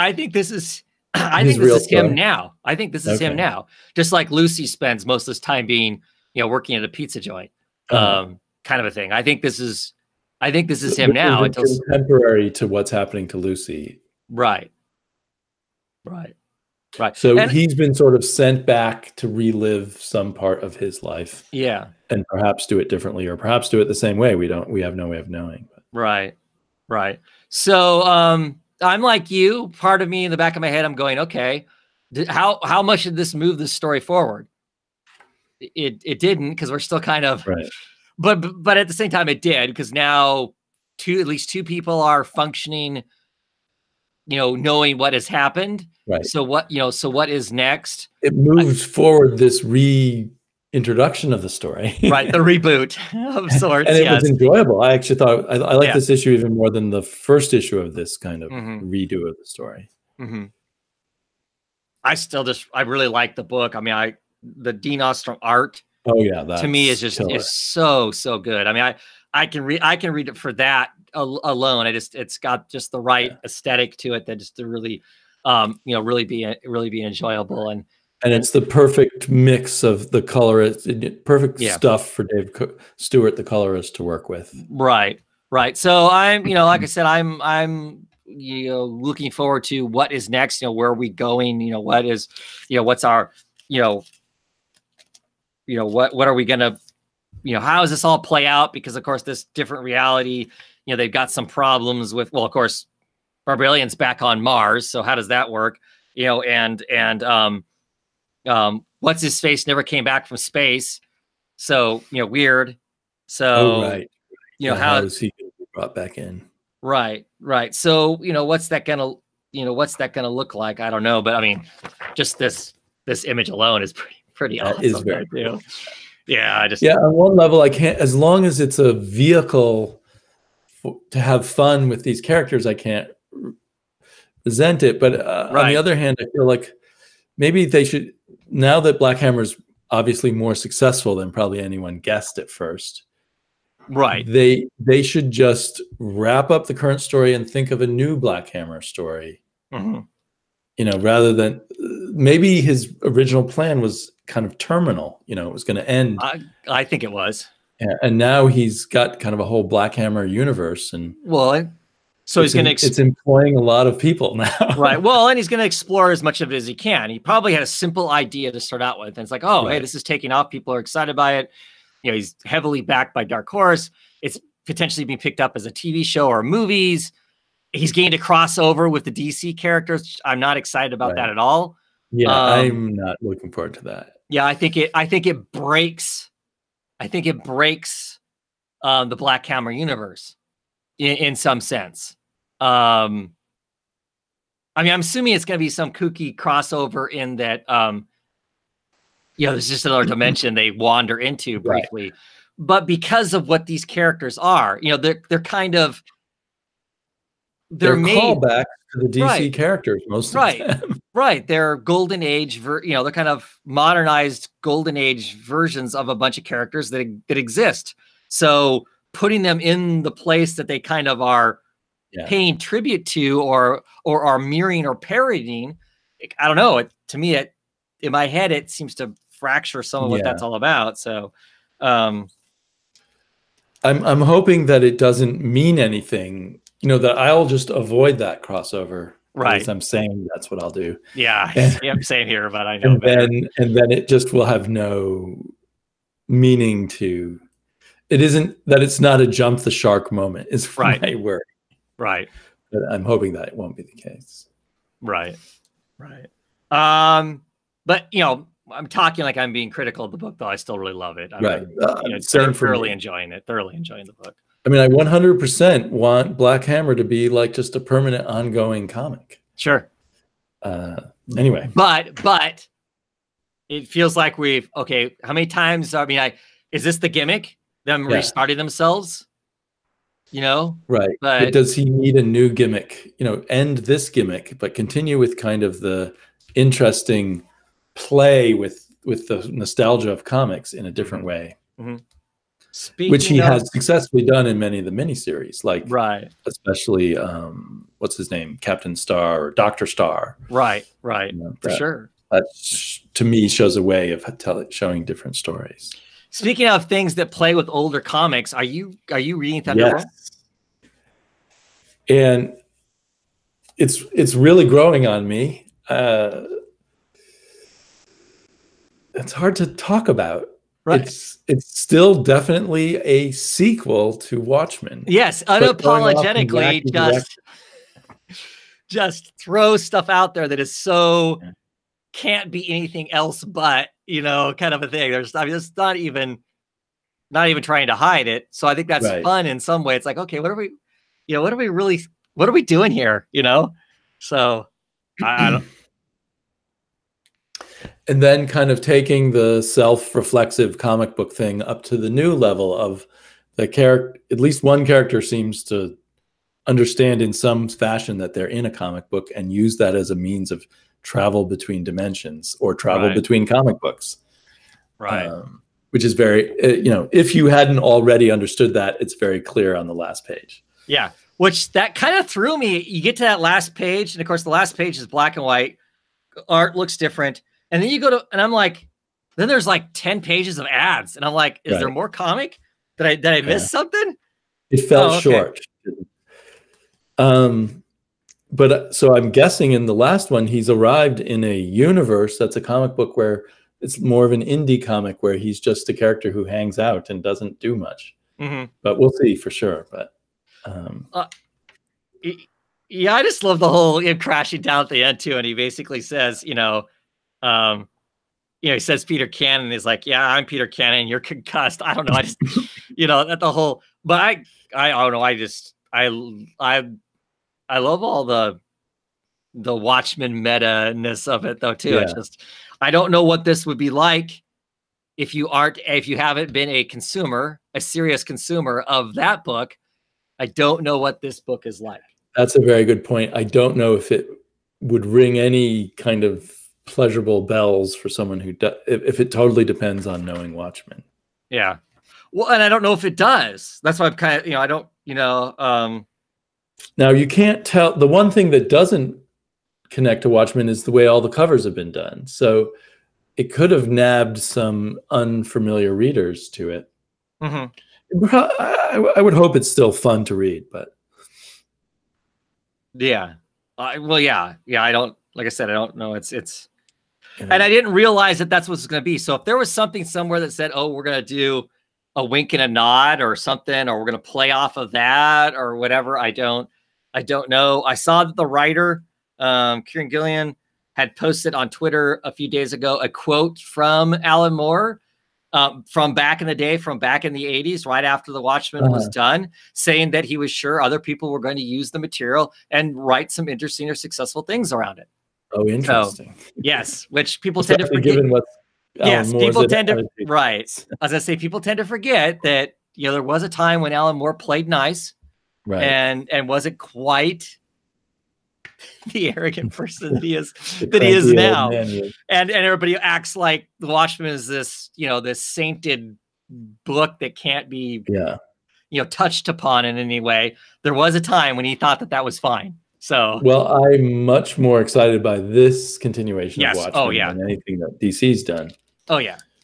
Well, because the DC stuff is paint by numbers, attachment to the Watchmen, whereas this is, I think, much more kind of, I hate to use the word, but much more on a meta kind of a level, looking at that stuff.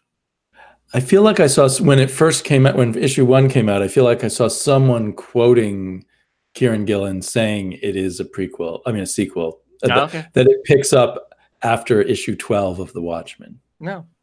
And of course, I nabbed it both because I was curious what Kieran Gillen might be up to, and because I recognized that Peter Cannon Thunderbolt was the inspiration for what's his name? Ozymandias. Yeah. Ozymandias, however you say it. Yeah. So that was my starting point, was Watchmen.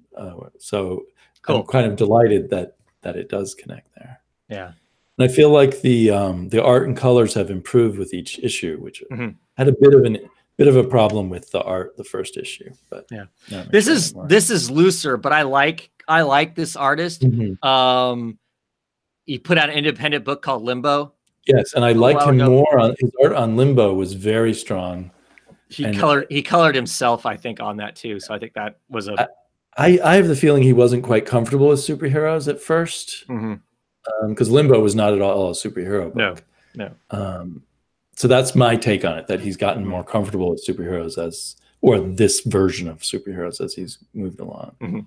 But I'm really enjoying. I'm really going to kick out of it being there. Yeah. So hopefully people are hearing, who are interested in this kind of thing, might not have heard about this, and it's probably not too late to grab all 3 issues. Yeah, I wouldn't think so. What else? Why don't you pick another one, because you've got so many more. I got a big giant pile. Let's see. Not tons to say about Isola. I don't know how you want to say it. Issue number 7, gorgeous. Continues to be a beautifully illustrated book. Continues to not have tons of dialogue. This journey of this soldier and the queen that he's protecting, who's been turned into a tiger. They're trying to get to some place to hopefully maybe change her back, or at least not get killed. Even their own people are hunting for them now, because there's a potential idea that maybe the queen has become a traitor or has done something traitorous to the land that she's from. So they're having to sneak around their own people. They end up, in this issue, they end up hooking up with some women that are part of this mining place. They've lost all their children. Supposedly their children get turned into monsters and run away. So there's some dynamics there. There's some mysticism in it. But not, there's a lot more talking in this one than there is in lots of the book, but it is just really, really, really beautifully illustrated. It's just gorgeous. Looks almost like captures from some really beautiful animated, story. Stills or something. But it doesn't feel like, but it has enough life to it to not feel like it's frozen captured pictures like what it normally would. It's just, from a visual standpoint, it's very, very really nice. It is. And here they are at the bottom of this cavern. They just crawled down into this 2-page spread. It's just really, really, I was just thinking, I should get the trade, and then I saw that 2-page spread and thought, oh no, I'll miss out on the art. Right, but it's the colors are great. It's this at night, it's these wonderful blues, and there's the queen, who's this tiger. Here's one of the potential monster children that they've caught, and they got this ritual. It seems very torturistic. That maybe it'll bring the kid back, maybe it won't. The end of this issue, there's some spider that's possibly going to get them. It's just, like I said, it's really cool. It's got lots of interesting stuff visually to it and whatnot. It is like Monstrous, if you've ever heard me talk about Monstrous, in that it is very beautiful to look at, but also feels like it's moving at a snail's pace. I'm not unhappy about that, but if you're not a patient person, not wanting to just kind of go along for this slow visual story, get it in trades, because then you can consume it, enjoy the beautiful pictures, and not be, or digitally. There you go. And I think this, to be honest with you, the way this is colored and whatnot, I think would look really good on a screen. That might be the way I'll go with that. Yeah. Well, I'll do it digitally as trades so that I don't have to be patient. Does it come out infrequently? What number is it up to now? 7. So it had an arc. We had like a 2-3 month break, and now it's back, you know, for the second arc, kind of a thing. Okay. And when it comes out, it comes out. When it comes out, it comes out monthly. It's pretty consistent. You know, as an image book, it usually hits its deadlines, it seems. Kind of a thing. But like I said, visually it's a gorgeous book, and the story is interesting. It's just lots of quiet moments and then weird kind of, you know, mystical things happen, and, you know, kind of a deal. So but I like it.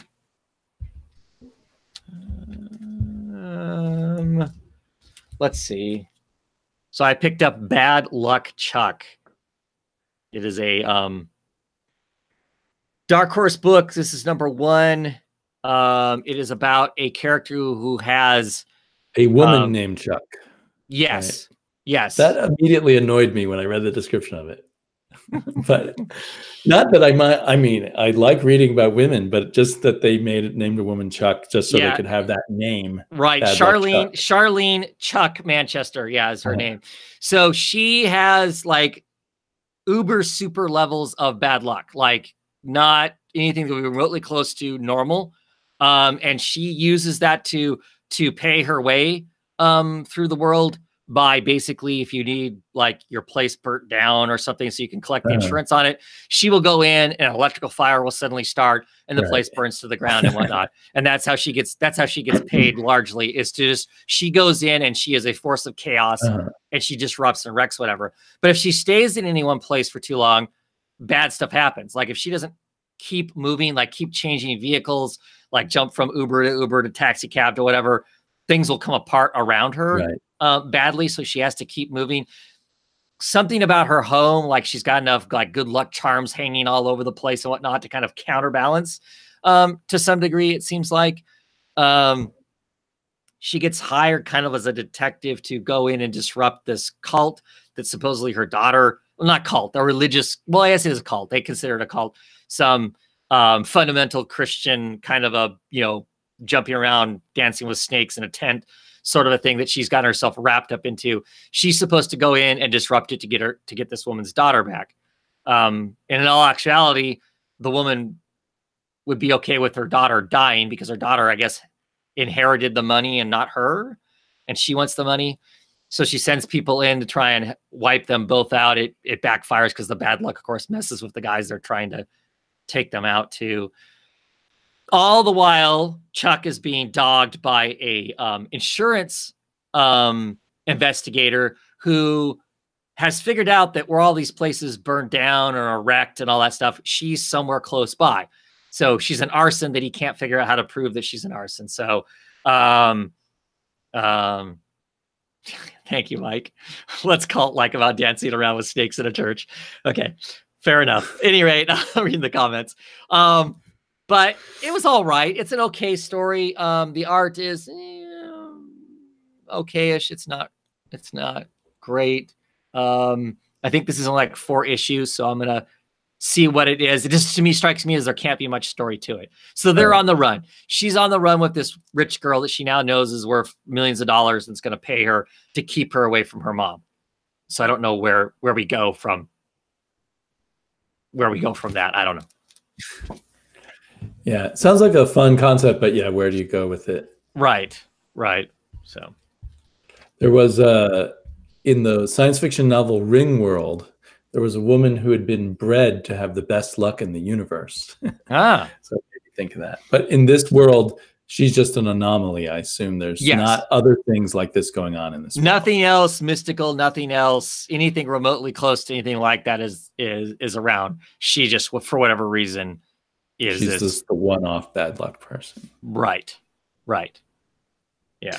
It also made me think of $2 Chuck, which used to be the nickname of a wine you could get really cheaply at Trader Joe's. Yeah. Sorry, the totally pointless comment. Well, you probably read Maneaters. Yes, I did. And I think I missed a few issues. I'm having fun reading it, but not really understanding it entirely at this point. Earlier on, I thought I was going to drop it because I thought, look, it was just this one joke thing that was repeated over and over again. But it does seem to be getting more complicated. But I'm not sure.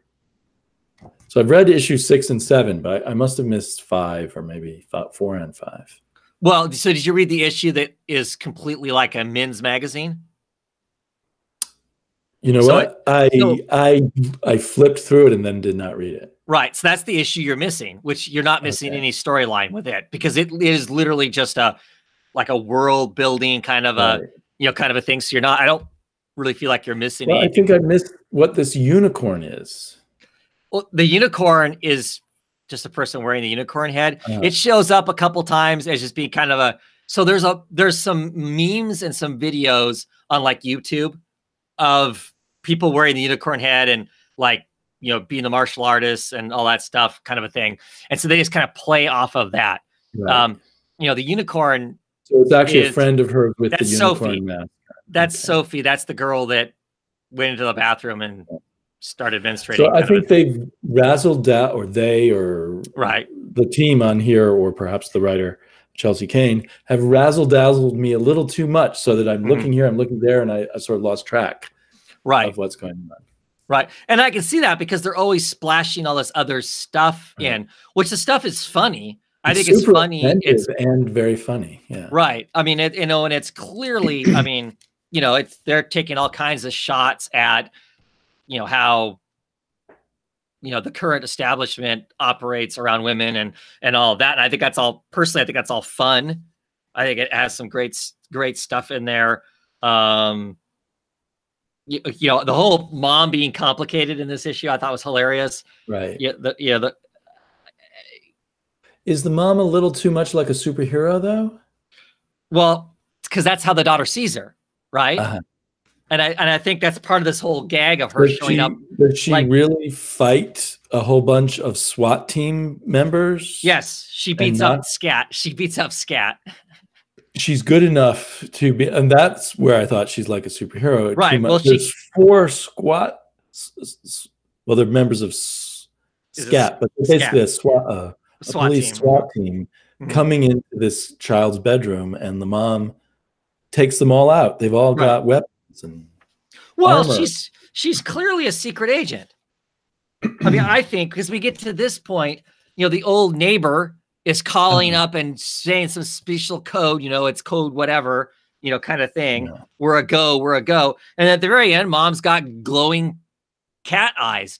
So she has been supposedly hunting the women that go Panther. She clearly is, whereas her daughter thinks that she's starting the revolution. I think by the end of this issue, to me, it seems clear that her mom has always been part of it and has been hiding in plain sight, working to hunt down these people, right? Which she's clearly one herself.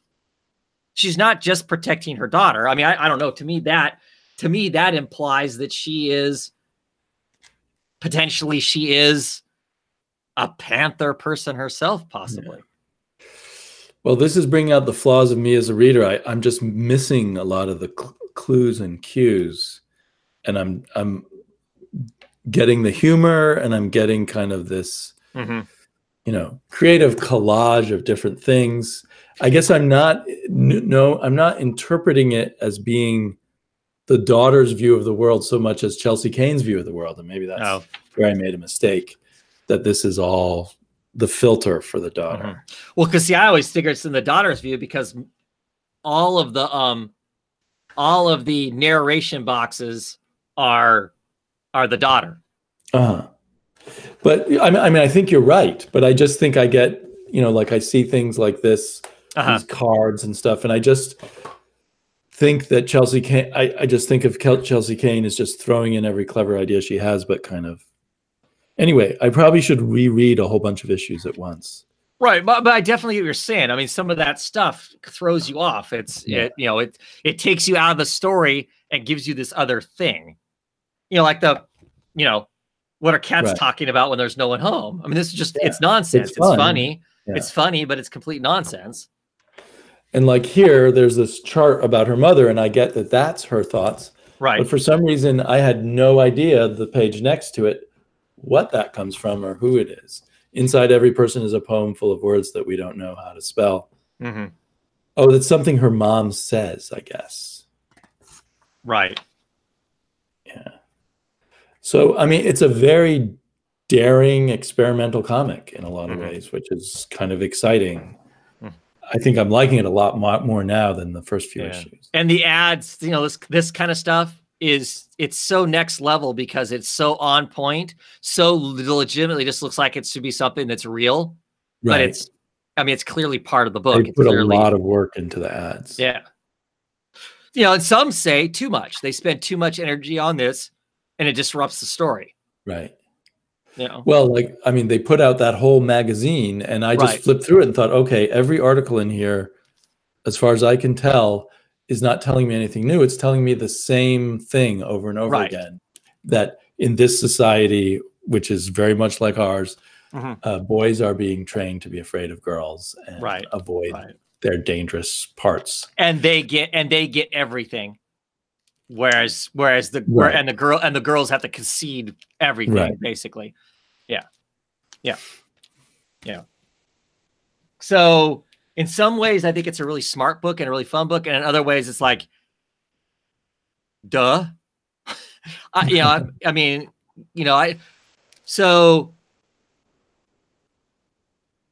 me and you are reading it. The larger audience who is reading it, what are they getting out of it? Are you reading it and going, yeah, that's right? Are you reading it and going, I mean, is this educational for somebody? I mean, is it opening up somebody's eyes? I mean, part of me wonders, you know, it's clearly social commentary. It's 100%. That's what it is. You know, I don't know. Like I said, I'm always curious as to who the larger audience for this is. Because I don't think I'm the audience. I don't think you're the audience. No. In reality. You know, or is it a book that you're reading in solidarity, kind of a thing? I don't know. Yeah. Well, and the funny thing is, because I think Chelsea Cain's daughter is, in some senses, a collaborator on this. I guess they're not mentioning her here. Well, she did the poem, or one of the poems. Eliza Fantastic Moen. Moen is her husband's last name. But her children go to the same school my daughter does. Oh. And I don't think at their school they suffer through all these things. Sure. Well, that Chelsea Cain perhaps suffered when she went to high school or junior. Right. And maybe I will find that elementary school was a more egalitarian place than when she moves on to we're just about finished with elementary school. But in other words, we live in a pretty idyllic part of the United States, in a pretty idyllic time for especially for young girls. Anyway, so that's just sort of interesting to me. Right. Yeah. The other thing that is interesting, and I don't know how it plays, is Chelsea Cain. I originally knew of her as someone who wrote a memoir about being brought up on a commune, which again is not your sort of standard. Exactly. But I don't know how long she was on I don't know enough of her life. And then, so she went from writing a memoir about growing up in a commune to writing these crime novels about a woman serial killer, to being asked to write comic books. But anyway, it's an interesting career arc that she has. Yeah. Yeah.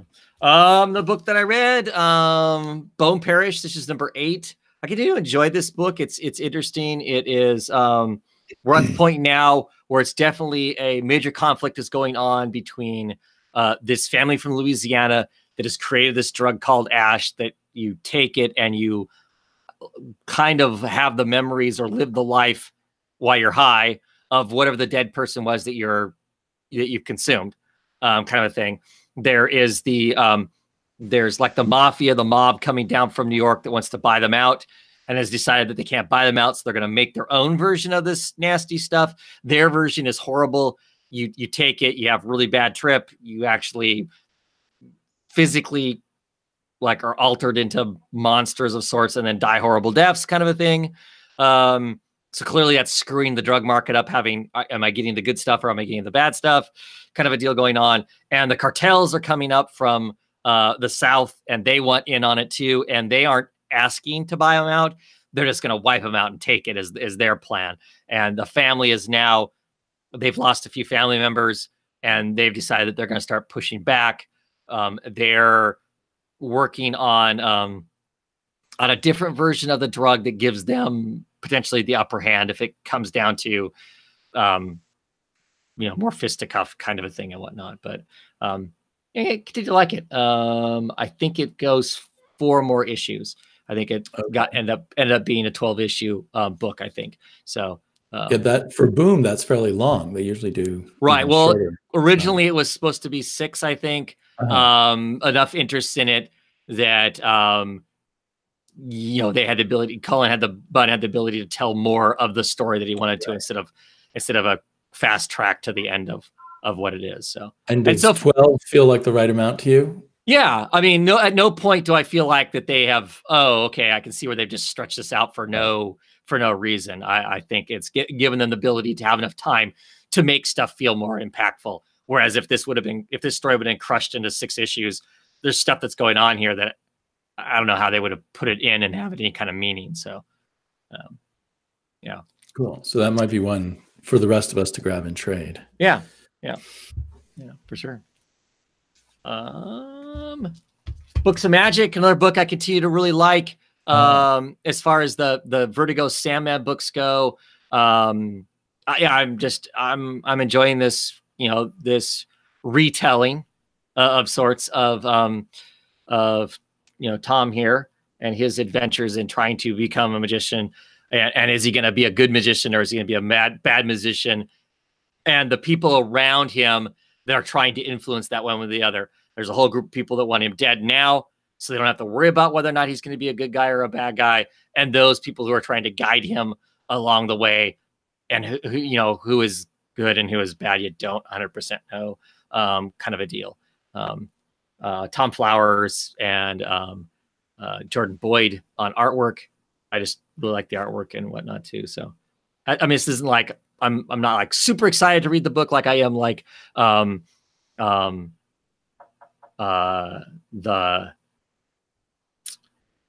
Lucifer or the main Sandman book, but I'm still really enjoying it.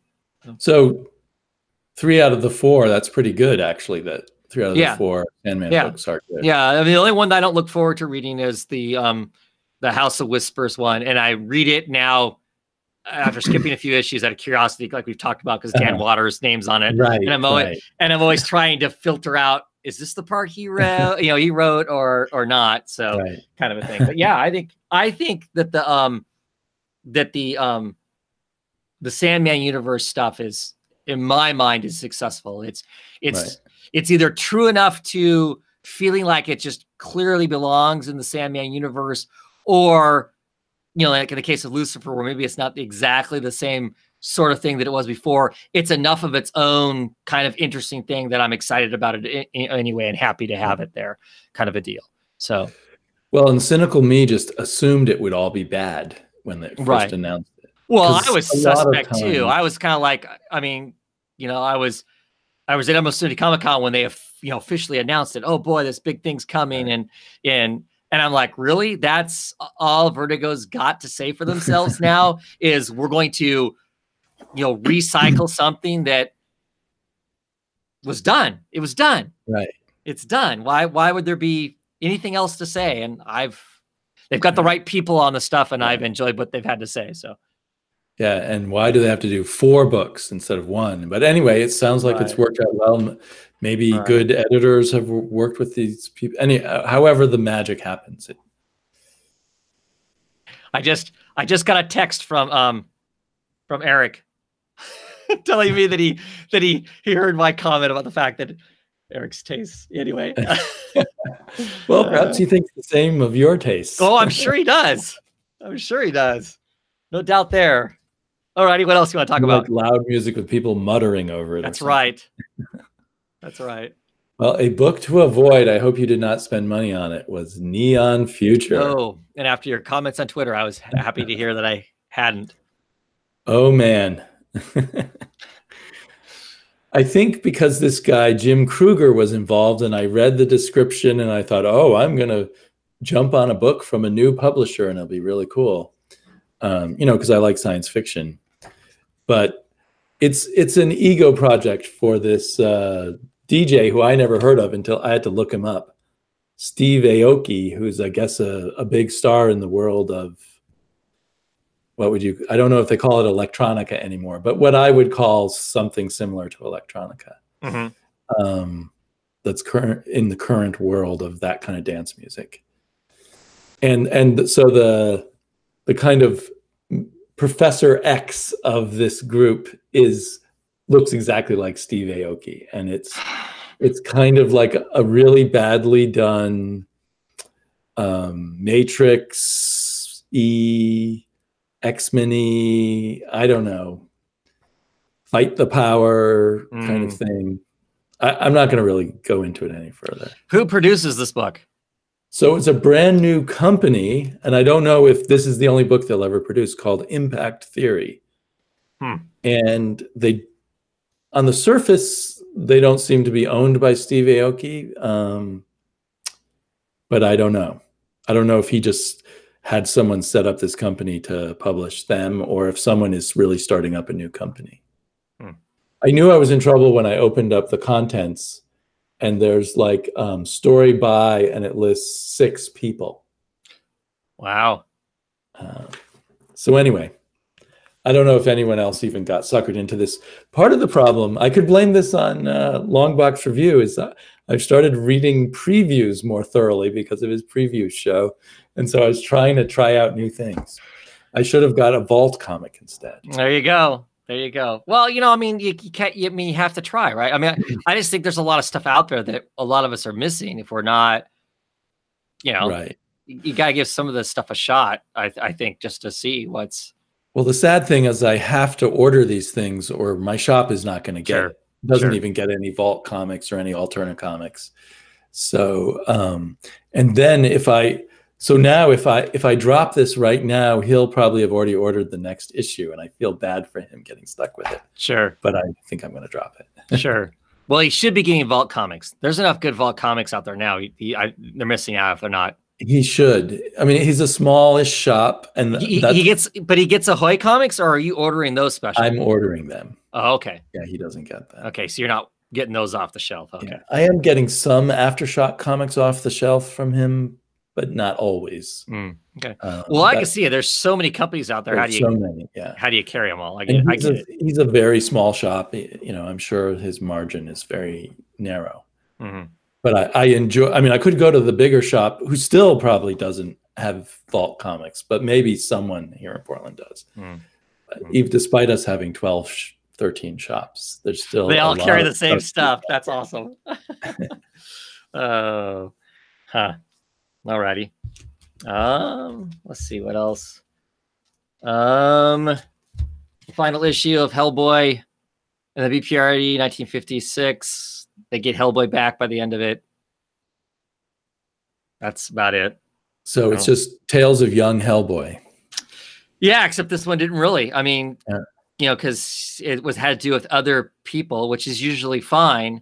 But this one didn't even. I don't know. It didn't really have its own story. I mean, there's some. You know, a character dies in this that has been part of the older Hellboy universe, but most of these feel like they have their own mystery or their own story, and this didn't really. It felt like it was, you know, connecting some dots, but not having its own story.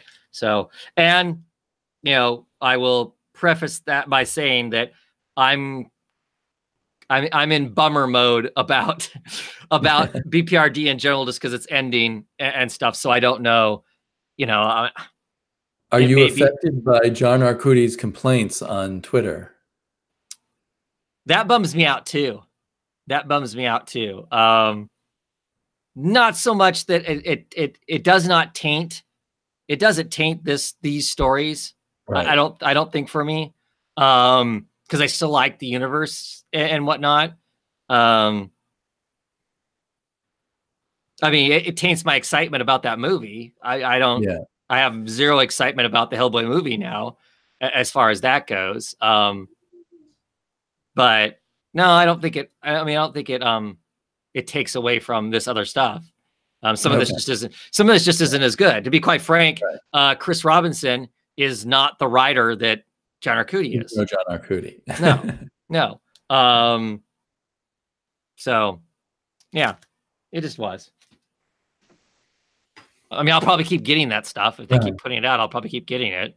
Unless it continues to be kind of a malaise, and then I guess I'll walk away from it because the lion's share of it's done. I mean, so these backstories they're filling in or just becoming part of the prior universe need to have something to them. They need to have a something. If they don't, it's just filler. It's filler issues otherwise. Right. So.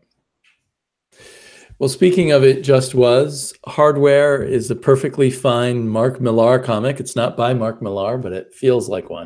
You know, you can see the movie, and I think it wraps up next issue in the 5th issue, so it's like a Mark Millar comic without a superstar artist drawing it. The artist is fine. So I'm enjoying it, but there's nothing really special going on here. I assume you didn't get Hardware. No. Hardcore, sorry, not Hardcore. No. So it's like an action movie kind of a book. And the basic premise is some government agency, I don't know if the CIA, can control the body of someone else. So they'll like control the body of the second in command of some evil mob or whatever in some other country, and use that to perform covert ops. But then some evil person takes over and the guy is stuck inside the body. So, and it's a race against time and all of that. So it's fun. It's a fun premise. And I think it was made up by Robert Kirkman and Mark Silvestri, and then it's being turned into a story by Andy Diggle. Oh, who has written other stuff for them too. I mean, you know, right. I think he's the one that continued on writing that Thief of Thieves book. He wrote it for quite a while. Took over Thief of Thieves. Yeah, I think so.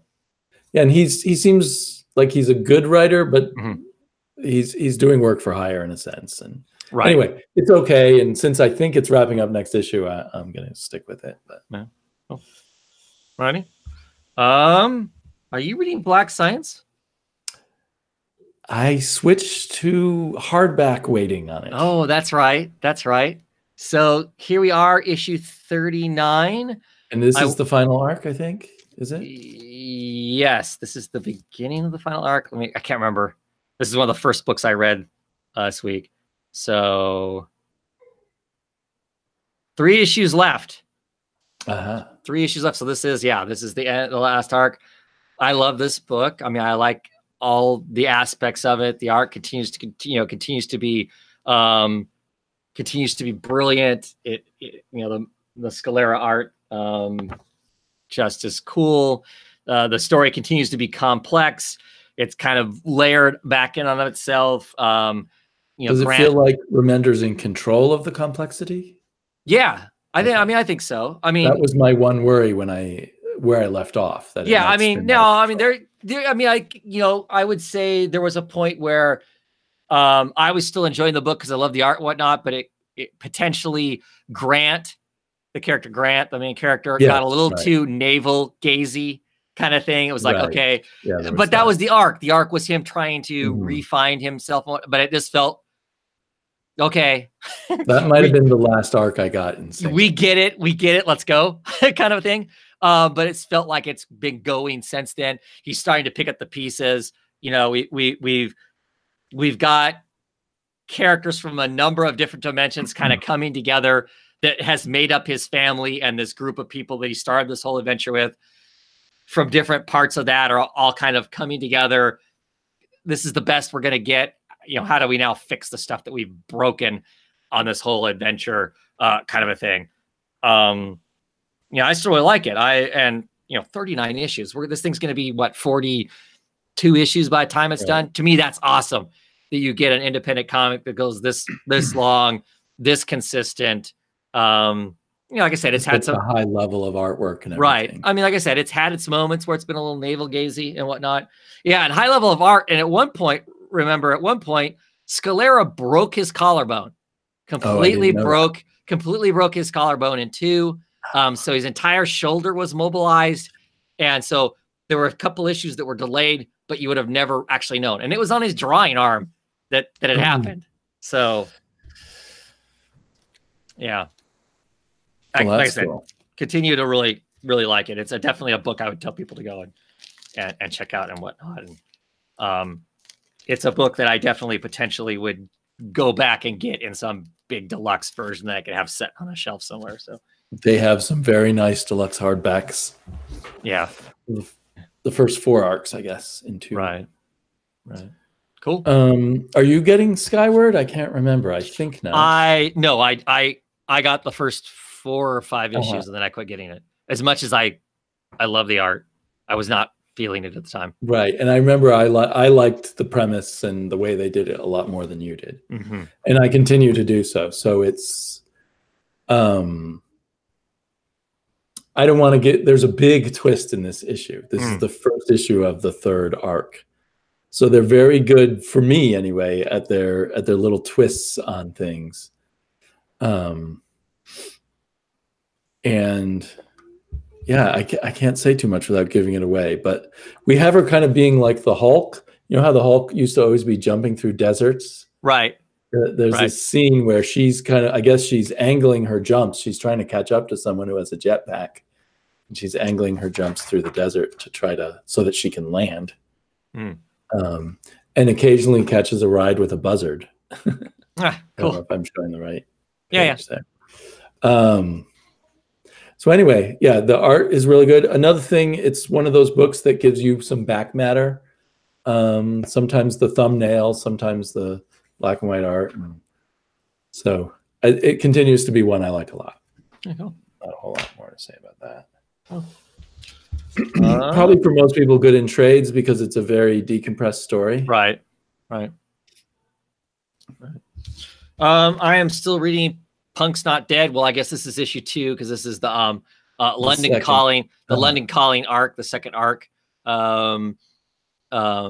But it continues around with the story that was in the original stuff. Now Fergie, our main character, the kid who's hanging out with the spirit that seems to be Sid Vicious like, but really isn't Sid Vicious. It's more so that it's kind of the spirit of punk music in general. And they've encountered a person who can actually see Sid. And it's the first person that can see Sid beyond Fergie. Fergie seems to be the only person that can do that. And where she is leading them to, we don't really know. Potentially to bad. He's trying to find his father, and his father was involved in some kind of occult-ish type stuff that's bad news. Mrs. Culpepper here, our special branch of MI6 that deals just in the supernatural, is trying to catch up because this whole thing is going to open up some cataclysmic sort of stuff if they don't get it stopped beforehand.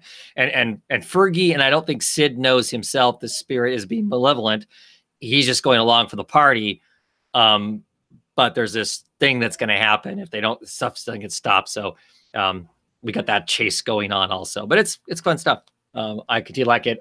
Simon's art is great in it. He just got a really cool style. He has kind of, I don't know, painted sort of stuff. This would be another book I would guess would be really cool on digitally, just because of the type of color style it is and whatnot. Oh, that really looks like Sid. Yeah, right. It really does. And I don't know, like I said, I guess it's just got some really cool, cool kind of stuff in it and whatnot. But like I said, I enjoy it quite a bit. This book is Shelley Bond hip, but not to the point where if you're not exactly part of the same kind of clique that she is, that you can't get what's going on in the book and whatnot. I really like Shelley Bond a lot. Shelley Bond is the main editor of the whole Black Crown and whatnot. I just personally like her. I mean, I get where she's coming from and a lot of stuff like that. But I know sometimes she can be a little much for some people, as far as she can be a little too smart for her own good. I think some of the other Black Crown stuff is winking and nodding at a very obscure group of people, like just her and her friends. So, but this isn't that. This isn't that. I mean, if you have any, I don't know, even if you don't have any inclinations about punk music or the era, it's not all that. So I still think you could get a lot out of it, even if that's not anything you're interested in as far as that in and of itself. So. It's funny. Just yesterday, I was thinking maybe punk is dead. I was watching an interview, or not an interview. There was a panel of punk people, I guess. And they're all 100 years old. Right. They're all 100 years old, and they were about to be in it was promoting a new punk documentary. And one of them was Johnny Rotten. Yeah. And he was horrible. And it was clearly everyone else on the panel, he wouldn't let anyone else talk, and everyone hated him. And it was all about, it was definitely like listening to your grandfather or grandmother who can't stop talking about the good old days. Well, didn't like CC, who is it? Which Ramone is it? One of the Ramones was there, and he was like, started calling him on his shit at some point. Yeah, Marky Ramone, because he's the only one left alive. Right. He's like, yeah. And then he started attacking Marky Ramone. So you saw the same thing. Yeah, I saw that part of it anyway. And I was just thinking, maybe punk is dead. Yeah. Well, you know what? Johnny Rotten has never been a good example. He has. I was just joking because that thought passed through my head. It doesn't mean it really is dead. Right. Well, I'm just saying though that of all the people to speak on that, right? Yeah, he's awful. And he thinks only his generation of punk was of any value, of course. And everyone else is shite. Right. But I certainly like many other generations of punk. Yeah. The only other book I'm really interested in talking about is Ice Cream Man. I think it's my favorite indie book. Yeah, it's even way up there. I had there was 2 issues back. We were shown another universe or something. The one where the Ice Cream Man and the other guy in the black hat kind of come from. Yeah. Right. And I had problems with that issue. But this issue was like a peak issue in terms of utterly creepy avant-garde horror story. Yes. It was so good. Well, and the whole kind of pun at the end of it that ties the whole thing up. I'm just like, oh my God, that was awesome. I don't know. It's such a great book. So I mean, the missing parson. Yeah. Yes. The missing parson. Cause he is, Will Parson. Yeah. Yeah. That was a really bad pun. And yet in the context. Yes. So this issue, for whatever reason, we got this writer who has somehow been magically thrown into, well, whatever. He's been thrown into a TV world of reality TV shows, but the reality TV shows are all just diabolical. Right. But the first one, it's a date. He walks through the door into the next one. Right. So the first one, he's basically in a bachelorette sort of a thing, but they're all mannequins, and of course he's the freak because of course he's got features. Yeah. I don't know. It's just it's so smart and so funny and creepy. It's just like, him freaking out and fighting his way out of that. And then he's in a family autopsy in the room for improvement. We never get to see that, I think, because he avoid it. Yeah, he escapes that. Then he's on a show that's family autopsy where you suddenly have a dead relative you didn't know had died. Gets rolled out on a table and you're supposed to cut them open and find out why they've died, which is just awful. So I'm laughing my way all the way through the thing. You're laughing and horrified at the same time. Right. Because this is giant mockery, the Chopped, which at my house, Chopped gets watched a lot. That's a cooking show where you have all these random ingredients. You have to make something. Cooking show. Okay. Yeah, it's actually Chopped is a real show where you have these random ingredients and you have to make things and they eliminate a chef each round until one person wins from these random things. And of course, in this case, they're building a random person instead of. We just got Uncle Bob's teeth in it. I don't know. Yeah, and the details are so great because in that show, there's him, and then there's a mannequin, which is a callback to the other show, right? And then a dog and a zombie. Yeah. Which are in later shows that he ends up wandering through. Yeah. You know, and then it gets clear down to the end, and you know, then it's like, oh, this is all just a show, right? Because the very end is them going, cut. Okay, great, that was great, family. Thanks a lot. Let's shoot it from another angle, right? So the editors have lots of material to work with. But the whole time there's that one girl. It's like, you know, where's Will and Uncle Bob? Which of the characters? Will's the character that's going through all the TV shows, and Uncle Bob is the surprise family member to Autopsy. Right. And after they said cut, the girl's like, "No, really, where are they?" I don't know. I just, you know, and there they are. Yeah. This is merciless horror. Yes. As opposed to a lot of horror has someone escape or get redeemed or some justice happen. Some ironic, cruel justice even, but there is no justice at all in Ice Cream Man.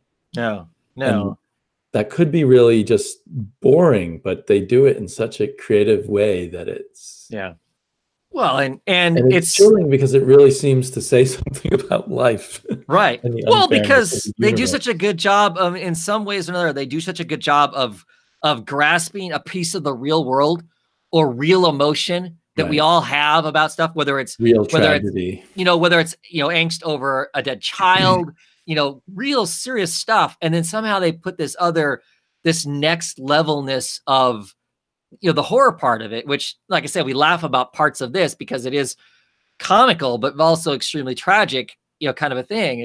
It's such a perfect mix of all of that kind of stuff that it's just like, and I continue to, I keep talking about Night Gallery, which is probably the least of all of those kind of Twilight Zone, Outer Limits sort of things. But it just has that kind of feel where it's landed somewhere in what we would consider the normal world. And then there's this thing happening, that, and if you read it long-term, there's these kind of odd payoffs with the Ice Cream Man stuff in there. The kind of there's clearly some mysterious greater story that's involved. Right. But I don't know if when and if we're ever going to get that whole thing. But I don't really care because these individual, because you could read just this. You could read just this issue and never read another issue of Ice Cream Man. True. And enjoy this for the one episode of this kind of creepy type of horror that it is. And I think be satisfied. Yeah. Yeah, I don't want to. I mean, they've given enough hints that they have to tell us something. Right. But I personally would want it to always be semi-elusive, piling up of hints without ever just laying out the whole explanation of it. Right. And that one issue that you said that you didn't work quite into, it felt like it was doing more of that, didn't it? It felt like it was the first issue in a series of issues that was going to tell us where these guys came from and what they're all about. Maybe not. It's hard to say. Yeah. The other thing I've noticed is just at some point they stopped with the motif of someone buying something or receiving ice cream from the Ice Cream Man. But there's always ice cream somewhere in it. Is there ice cream in this one? Yeah, the zombies, there's a picture, or on the television, there's a giant ice cream cone. Plus the fact the judges for for America's Got Intestines, the judges are ice cream vendors. I noticed the Ice Cream Man was so in the zombie one, which is like a Kardashian knockoff, see, there's a picture of an ice cream. Right. I mean, so it's there, but you're right. There's at no point first it seemed like bad things happen to people once they get the ice cream. And see, there's another. Right. So their entire house has got pictures all over of ice cream. But you're right. It's not him either having served the ice cream and something happens, or at the end there's the ice cream truck driving away, sort of a thing. Right. So you're right. There's a little less than that. And that's fine with me in a sense, but the part that's trying to. The clues that we've gotten that there's some meaning to all of this. Anyway, it's fine. It's just something I noticed and wondered if there was any meaning to that. Well, he's there and still terrorizing. He's there on the cover. And still terrorizing people. He's like a participatory crypt crawler or whatever. Right. Kind of a character in that sense. I just think the comic is super smart on a lot of levels. I agree. It's one of my favorite current indie comics. Yeah. Yeah. Good stuff. Good stuff. That's it. I've got 2 more, but I don't need to talk about them. So, because they were bad, or just nothing? No, I just, I mean, Goddess Mode continues to be what it is. I'm enjoying it. It doesn't. I mean, there's a lot of holes that still need to be kind of filled in. I'm assuming the story will do that. Some flashy art by Robbie Rodriguez that I enjoy. But yeah, I don't. I mean, for issue number 4, there's still a lot of stuff that I want to have a better understanding of, and I'm assuming I'm going to get that. I guess I'm just being impatient with it. Disembodied Voice is on issue 2. She really likes it. She's getting a real kick out of it, way more than I am. And disappointedly, Crimson Lotus, this was issue 5 of 5, written by John Arcudi, but did not feel like it was written by John Arcudi at all. It's supposed to give me an idea of Crimson Lotus. It doesn't particularly. It doesn't really fill in a hole anywhere. I wasn't left with a, ooh, wow, because lots of these little kind of story spin-offs out of the Magnolia universe at least have some whimsical something to them, and this didn't really. I didn't feel it the whole entire time, which really kind of, like I said, surprises me. And I'm assuming this was written before John found out that he wasn't, that he was basically not getting zero credit for all the work that he put in that's going to go into the Hellboy universe. Yeah. So, well, I guess there's no particular news. My general sense is there just keeps being more and more indie companies. Yeah. And there's some good, right. I think so too. And there's some good stuff coming out of some of these, some of these companies that are, up and coming. They're, and they must be offering the right kind of stuff, because lots of times they're not just, it's not just new it's not just new books. They're, reasonably named people are showing up on from these companies. Right. So they must have something, the right kind of people are working there or whatever to court some of these, clearly not the huge named people, but still some, Well, coming soon will be a Jeff Lemire book from TKO, and they already had what's his name, Innes, and there's a new company that's announced but hasn't had books out yet, AWA. I think they have Garth Ennis in there too. And that, of course, has the ex-head of Marvel as one of the people involved. Alonso? Oh, Axel Alonso and Bill Jemas are involved in that one. Right. So then it makes you wonder, why are they going to these? Why aren't they just? Why isn't everything done in Image? Right. Why are people going to some of these other places? Is it because Image now is more particular about what they want? I mean, are these other companies helping? Because see, like at Image, my understanding of Image is you have to have the whole package. You pretty much have to have your entire team in place. Everything has to be there. You don't have any editorial help unless you hire an editor. You don't have anything. You have to show up with the beginning of a finished product. Right. And maybe these other smaller places are like, well, we'll help you find a letterer, or we'll help you find we'll put you together with, maybe they're helping put those pieces together. I know like Aftershocks Comics, I believe does, they're courting writers and then marrying them up to, artists that they have. And I think maybe a place like Aftershock has experienced editors who these writers. Mike Martz. And they're like, cool, I want to work with that editor again. So they go to that company. Right. But it does seem like, well, there's that aspect of like, why not just do everything at Image? And then just the aspect that we were talking about, if comic book shops can't carry all these comics. Right. So if we know about them because we're very involved comic book fans, it's great for us to get Vault Comics, not Scout Comics. I wrote it down here. And because I don't know why I have the two associated in my head. And what's it called? Ahoy Comics, which refuses to say why they're called Ahoy. But supposedly someday they will reveal the reason. Yeah, whatever. Yeah. So there's all these people are liking starting their own indie comic companies. Right. And I'm assuming they won't all survive. Some of them are they can't all survive. Or go away, however. And like a lot of stuff, they could be critically acclaimed, quote unquote, and quote unquote, everybody loves them, but that doesn't mean the sales actually keep up with what you need to stay afloat as a larger business too, or two separate things. Yeah. Like on the podcasts that I like to listen to for the Publishers Weekly, they commented, "Oh, Ahoy didn't lose as much money as they were expecting to in their first go round." Right. Exactly. Right. But how long can you? Yeah, there's got to be somebody with deep pockets who are financing these things, because they're going to lose money for a while at least. Sure. Yeah. So it's fun times for us, I think. Yeah. But interesting to see what the lay of the land will be in 2 or 3 years. Maybe. Right.